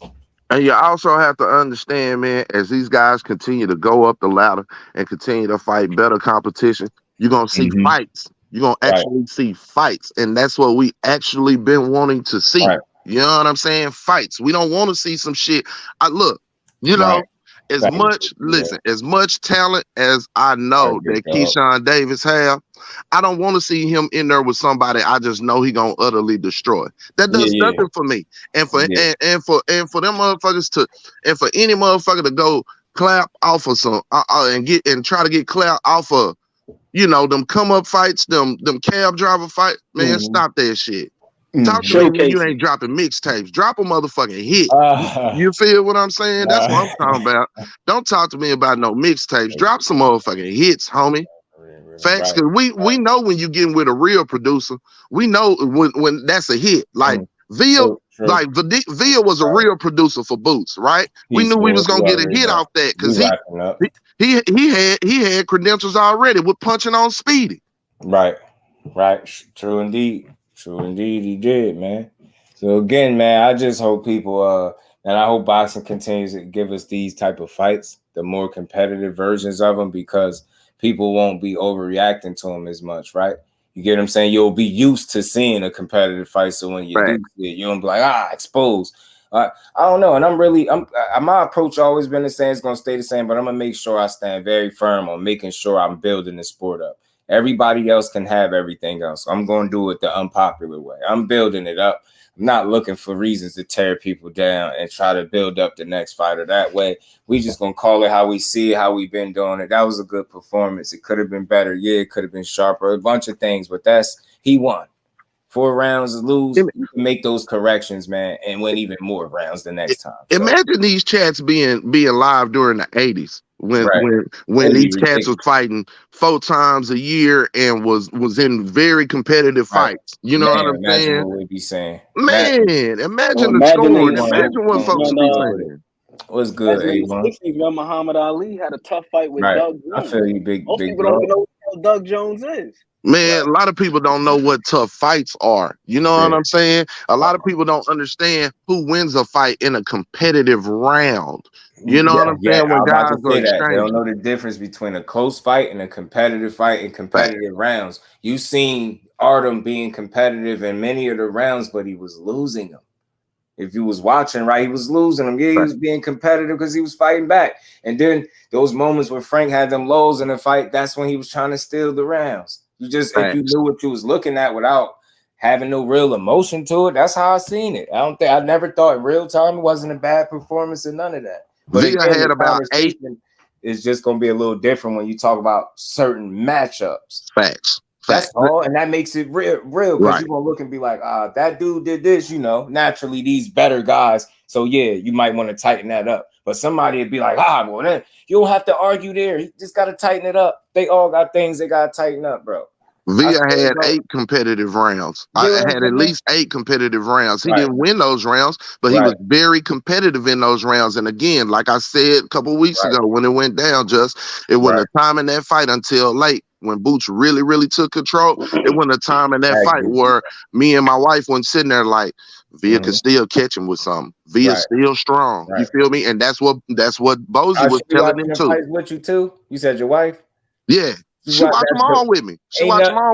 Matter of fact, better than that, yo. I'm telling. I don't know what that is for me, yo. Ain't nothing doper than when a female watching boxing, yo. I swear. I'm gonna tell you what fucked me up yesterday. Check this out, y'all. She said, I had Franklin. I was watching the dashing card first. Remember, because I told you, I gave you the update on Baumgardner or whatever. But I watched that card, right? So I had the Franklin fight on. Brody. She said, I ain't never seen this other guy, the funny looking guy, but I've seen Franklin before. I remember him. You feel me? So for her, so for me, right? It was a sense of pride. Like, fuck, she know Jermaine Franklin. She know fucking Jermaine motherfucking Franklin. You feel attention, me? Bro. Paying attention. Paying attention. Right, man. That's just dope. I like it because it's like the more I be talking this and catching these fights naturally, my girl be around, she start catching these fights. Next thing you know, she out here making predictions, bro. I'm like, yo, nah. She look, one. I ain't gonna lie. I know. Was it luck? We gonna see because I'm gonna test her again because she good. She good for calling the motherfucker not having their hands up now, motherfucker. If they ain't got their hands up, she get pissed off. Keep your hands up. Keep them up. Rolly and Tank. She said it was done in 6. I was like, you sure? I was like, I think Rolly he might could push it a little bit later. She was like, nah, 6. He out in 6. I seen 6 round later. I was looking over here at him like, all right, you got one. Let me see how good you is. Let me see. Yeah, Miss Do know what's up. Shit, she just hot and heavy on a little bro KEYSHAWN. Lucky guess, man. Lucky guess. Nah, but she been paying attention. But ain't nothing better than that when the females watching boxing because they start really understanding it. They get fun. Them conversations get fun. Charlo versus Montiel. Yeah, B-Dog, that's a great point because look at the scorecards, man. Go look at the scorecards. He dominated that dude. Just look. Oh, no. Oh, let me guess. The scorecard, they cheated for him, right? No, they didn't. Charlo said it best, and he was very honest, man. Y'all just seen a dude fight back. Come on, man. You just seen a dude that fought back. That's what you seen. Don't get it misconstrued, bro. He fought back, and I do think, respectfully, I think Charlo was fighting to his competition level that day, and I think he caught him by surprise. Absolutely, that he was willing to put up too, and he was in better shape. No taking out from Adames. He was in better shape for Charlo. He had love handles for Adames, and I seen it from the word go. I was like, oh, he ain't in the best of shape, and then look. Got blitzed and punched out the ring in 2-3 rounds. Right. So here's the thing, right? Mm-hmm. Frank's next matchup, right? Everybody, you know what the chat's gonna be like this week. You know what they're gonna be like this week. You know they finna drag Frank, right? In his next fight. It's corny, bro. I really mean that. Across the boxing world, like, let's build the fighters up. I don't care if let's build them up. Let's not do that. Because, again, I don't know about everybody else, bro. I ain't looking to be liked by everybody, but I want my respect everywhere I go. So whether a big channel, small channel, growing channel, whatever the case, when somebody come across my assessment, you ain't got to like it. You ain't got to rock with me, but you can at least understand that I got a handle on what I'm watching. And that's what I aim for. All this tearing down the fighter as soon as they lose a couple rounds. Jared Anderson lost one round, I think. And we said he got exposed. That's one round his entire career. Exposed where? How? Like, come on, man. Let's build the sport up. That's not building it up. I ain't saying kiss people ass and tell everybody performance is great, but let's be more responsible. Exposed, losing one round is getting exposed. Having a competitive fight is being exposed. Nah, bro. Let's stop tearing. Like, man, it's corny. It's the low-hanging fruit. And I'm telling you, I'm going to start saying it. Maybe people want to change their mind. How are you any different than what the old media be doing? How? I'm going to tell you what everybody did with that. I know if you're tearing the sport down. We're hyperbolic, man. We're hyperbolic and we're cynical. You know what I'm saying? Like, everything is for real. I don't care. Is in the realm of extremes. Like, there's no nuance. There's no spectrum. There's no in between. You're either like the greatest thing from Sugar Ray Robinson, or you're flat out trash. More every day, I want to learn more and more boxing. I want to understand more and more boxing. Like, I can't just be the next irresponsible guy with a platform like that. That's weak, man. There's no responsibility with that. Sitting up here every week, somebody trash and getting exposed. That's corny. Somebody ducking. Man, I just heard people say about 5 people ducked in the last 2-3 months. I'm off it. I'm going to try my best to never have those conversations again. I swear, if it's boxing, let's do it. Ducking, nah, because we just be throwing jackets everywhere. We flinging them, I want to touch on something that you just said a few moments ago about Montiel having those love handles against Adames, right? Mm-hmm. I remember watching this interview. It might have been on Fight Hype. It was with Keith Thurman. And he said something that really opened my eyes up about a fighter's performance. Mm-hmm. He says, we judge fighters based strictly on their resume, but you have to understand that this is a camp-to-camp business in terms of the way fighters perform. Mm-hmm. So a guy, he might get up an extra level or two for another guy, or he might have been slacking in between. Like, we seen it with Tank before he moved up and he was having those issues with the weight. And he talked about it in the interview where he had moments in between camps where he was drinking and so on and so forth, and it reflected in his performance. Like, look at when he fought Gamboa. He went 12 with Gamboa on one leg. Right. Because he wasn't in the best shape coming into that fight. Look at Buster Douglas. Buster Douglas lost his mother before the Tyson fight, and that was the best camp he ever had. After he won the title from Tyson out there in Tokyo, what happened after that? Terrible. He was pleased with just meeting that goal, and that was it. Nothing more or less. He didn't train for Tyson the same way he trained for Holyfield. Yeah. He came in, he looked sloppy, got his ass whooped. Well, here's the thing, right? This is why when he said what he said as far as not loving boxing, this is why I be saying, you know, everybody don't need the mic in front of them. You feel what I'm saying? True. Like, because a lot of us sometimes are just too honest. You dig? Mm-hmm. And people will take those moments of honesty and use them against you. You dig what I'm saying? And it's all about perception, right? So perceiving him saying, "Hey, man, I really, you know what I'm saying? I don't know if I love boxing. I don't love it. You know what I'm saying? I'm good at it and shit like that, right?" And then he go in there and he's stepping up in competition, you know what I'm saying? And trying to prove himself, and he go in there and give away a couple of rounds or go through a learning experience. And you know what people are going to return to. They're going to return to you in your honest moments, what you said, and then look at what you did. You about to cook A1? You thinking about coming on? It's life. So at the same time, you know what I'm saying? You have to understand, you know, those things, the things that you say and do, everybody gonna see, or you gonna live up to those, walk those, represent those. You know, absolutely. Because it's easy. Because it makes it stress free for me.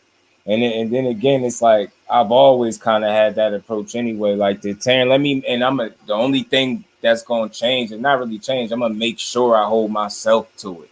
Like I just don't have no it's not fun for me if I'm tearing the fighter down. Cause imagine you just sitting at home being a dude, smoke and drink, party, you ain't in shape, and you just up here every week talking about how bad these fighters is. And if you got in the ring with any of these dudes, you will absolutely get your ass whooped. So it's like just that knowing and understanding it from that lens is like, why would we sit up and tear these dudes down when we say we love the sport, but nothing we saying would dictate or indicate that we truly do. So again, I want people to hear that when I speak this shit. Like, you know, I'm really like I love this shit. So I feel you, but that's what they chose. I feel you, but that's what they chose. Goddamn me! If they was in the realm of a computer programmer and their ass was slacking on their programming, then you know what I'm saying. The ass is slacking on their programming. That's the field you chose. You feel what I'm saying? Bro. And it comes with being a professional. Anytime you're in a professional realm, you know what I'm saying, especially in this business, because you're in front of people, you're gonna be judged. It comes with nothing wrong with that. But like, see, territory. I feel like what you do, I've never seen you never came on this panel and tore somebody down. So you already do it anyway, because you know how to have a conversation. So again, criticism is needed. Like, you need the people to keep it real with you, but I don't think we gotta tear them down. It's like, gotta be constructive. It's gotta be constructive. That's what I'm saying. Objective. That's what I'm saying. That's when all. When I talk about Renzo, bro, I'm objective. People may not like it because I'm hard, but I'm objective. You feel what I'm saying? I'm using undercard salute. I'm using shit that's happened before to give a hypothesis on how I feel about things or how I see things going. Right. Right. You know what I'm saying? It's not like I'm digging up some shit or I'm using some extra shit. No, I'm using what happened, bro. And people, you know, that's the hardest thing to overcome. You know, when you can't answer something, you see a motherfucker refer to changing the subject, not or answering the question with a question, or getting upset, getting angry, or whatever. Making it something it's not. Making it something that it's not. Right. Fate was good. He said one word, road. Facts. But yeah, I'm definitely gonna stay true to that, because I feel like that's the way to do it. I feel like that's gonna stand out. But that's what I'm true to, because I don't want to sit here and talk about how bad you are when that's not the case. I'm not about to be. It's just not. You can't enjoy it if everybody is trash. If everybody's so bad, it's like, how do y'all talk about this shit every day? When do you see a fighter that can fight? Like, damn, I done heard Cool Boy trash, and god damn, bro, like the most battle tested warriors that we got in this sport be getting tore down. Like, God, you can't. But we got to keep it real though, Just though. Like you said a couple moments ago. You know, the way you go about it, your mindset is continually educating yourself as a fan. And I approach it the same way. So I know what it is that I'm looking at. A lot of people don't know what the hell they're looking at. They're fans of fighters. They like the narratives. They like all of the banter and all of the back and forth, all that other stuff. But when it comes down to it, you don't even know what the hell you're looking at as far as boxing goes. Like 817 was saying, you got punches glancing off gloves, hitting elbows. The crazy part is action. They don't even want to put the work in to learn this, because all you gotta do is watch it, do a little bit of study, and go watch a fight when boxing ain't on.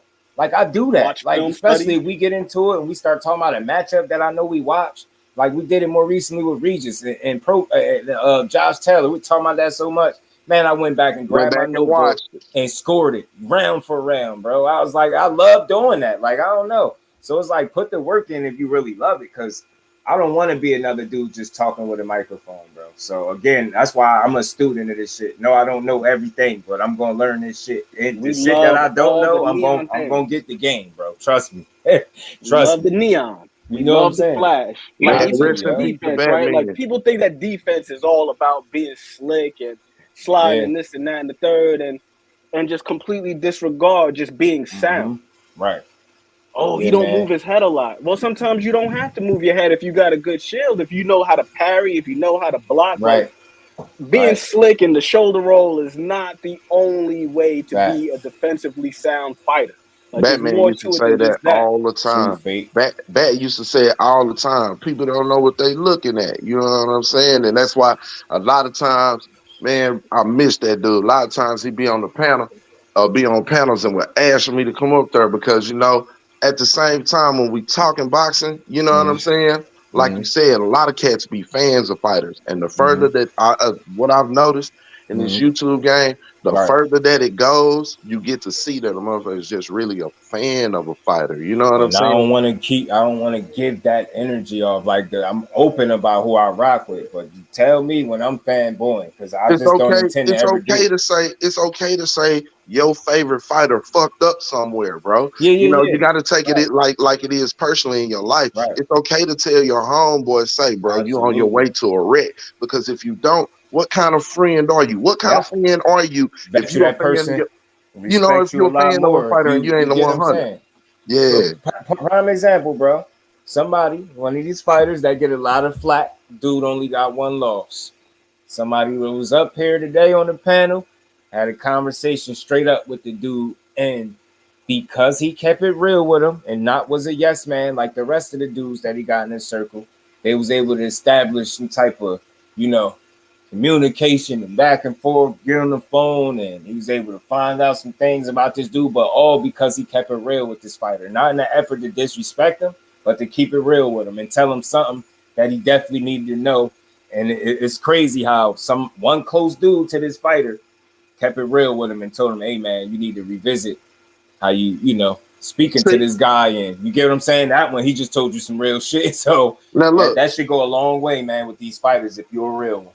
Mill City. Remember we had Mill City was on. Right. Remember? Salute, Brody. Imagine. See, you never really know the stock that you have with people. That's why you should be genuine all the time. You dig? All the time. Because check this out. If this is just my opinion.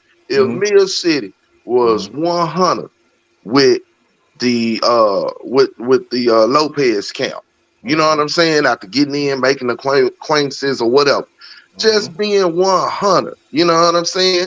But in the proper way, not being disrespectful, but being 100 about what you see. If you was able to get in there and see a sparring session, or sit down and talk with Senior, or sit down and talk with Junior, you might be that one person that earned the respect and don't know that you earned the respect. And if you genuine and put something on their mind, it may change something. It may give them something to look at. That's why you need to be genuine every time, but have some of substance to say when you say it. Like you said, you just don't want to be a guy with a microphone. You want to have some. I really substance. Mean that. Yeah, like you get what I'm saying. Like I throw it out there quick. No, I ain't no fighter, no trainer. That's why I say that stuff. So I don't want people to think that I'm trying to talk from a place that knows everything. But I'm a guy that want to learn everything, and I know the stuff I speak heavily on. I'm pretty strong in that area, but it's some other areas. If I don't know, I'm an ass, fam. Where you can get, sharper. Just understand. I feel like you should want that if you're gonna talk about this every day. It shouldn't be a part of, or any part of boxing that you shouldn't be willing to understand. Down to the way we talk this X and his nose. I be wanting to know everything, bro. My understanding need to be deep. I can't just be a guy talking just to be talking every day, man. Not really doing no homework, not doing no type of study. And I mean, this shit, student of the game for real. Because like I said before, I never picture myself having fun and truly enjoying watching black and white old boxing matches. Man, was I wrong as hell. I done came across some older fighters that's fun to watch. And I'm telling you, it's the shit that you learn when you watch some of these fights over. It's amazing. I'm telling you, it's always fun for me. And in the history, and what's so great about boxing itself too, you know, the history of boxing is deep. You know what I'm saying? And there's so many secrets in some of the video of the older fights that these guys could take and use to their advantage. That, you know, a lot of times the connection between the past generation and the current generation isn't there, especially in our community, right? So the passing on of techniques and secrets or things of that nature, guys not really passing down. Some guys are getting those, but some guys are not. So to be able to refer to those things and to go back and look, be a student of the game, really should be an asset to these guys. Yeah. And I just don't know how you could be in this shit, especially if you're an actual fighter, and that's not your approach to be a student. Like, bro, we don't know it all, and you're never gonna know it all. So I feel like as long as you can never know it all, you forever a student. Goddamn it. That don't mean you can't be a teacher as well, but you forever a student. You get what I'm saying? That's how I look at it. So that's why it's important to love it. That's why people took pause when Jerry said what he said, because if you don't love it, then that just means your ass showing up to the gym. If they say show up at 8:30, you there at 8:45, and you leaving at goddamn 9:15 type shit. And we all know, once you start doing something just for money, at some point that might not even be enough. You get what I'm saying? Like, so that's why I gave more of a reason, right? But see, you know how to put it. You know, go layered, go in depth with it. So right, because it's context to everything, fam. You get what I'm saying? Context, right? It's context to everything. Like Bud is 39-0, no cap. He is 39-0. He's knocked out 30 opponents, 27 of them, 29 of them, some shit like that, right? Those are facts. We cannot get around those, right? But let's talk about the context of those 39 knockouts or those 39 fights, right? When we talk about the context, now we're going in depth. Behind the numbers, deeper than surface level. You gotta be. You can't be lazy when it comes to thinking. You know what I'm saying? Exactly. And for the people that they don't understand. You know, they take the depth in conversations as an immediate way. Oh, nah, you just trying to take away from them. Nah, bro, y'all not listening. And this is why the conversation is going to change once you start peeling them layers back. And again, because you're going deeper, so your assessment is going to be more thorough. You're going to point out something that might not be, that 9 times out of 10 is not going to be as obvious as surface level. And people don't get that. Because again, they're not students. At face value in your life. Let me ask y'all that. Some of the logic that people try to apply when it comes to boxing, you can tell that it's a favorite fighter because they wouldn't even apply the same stupid ass logic in their life. And I turn it around. That's what I do a lot too. I turn it around because logically, I'm a logical thinker. So in my mind, I'm thinking, hey, if I put myself in this position logically, what would be my options? Right? So, I mean, people aren't logical. Not at all. Not one bit.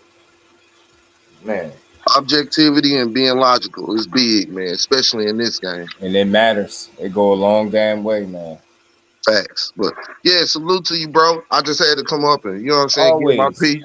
You know how it was, right? I mean, after Karen, you know how it was. And I think we finna see the same thing this week among various places. You know what I'm saying? And as long as y'all know it ain't coming from this side, because we really building over here, man. Salute to Frank Martin, man. Did his thing, he gonna keep doing his thing. Let's see what's next for him.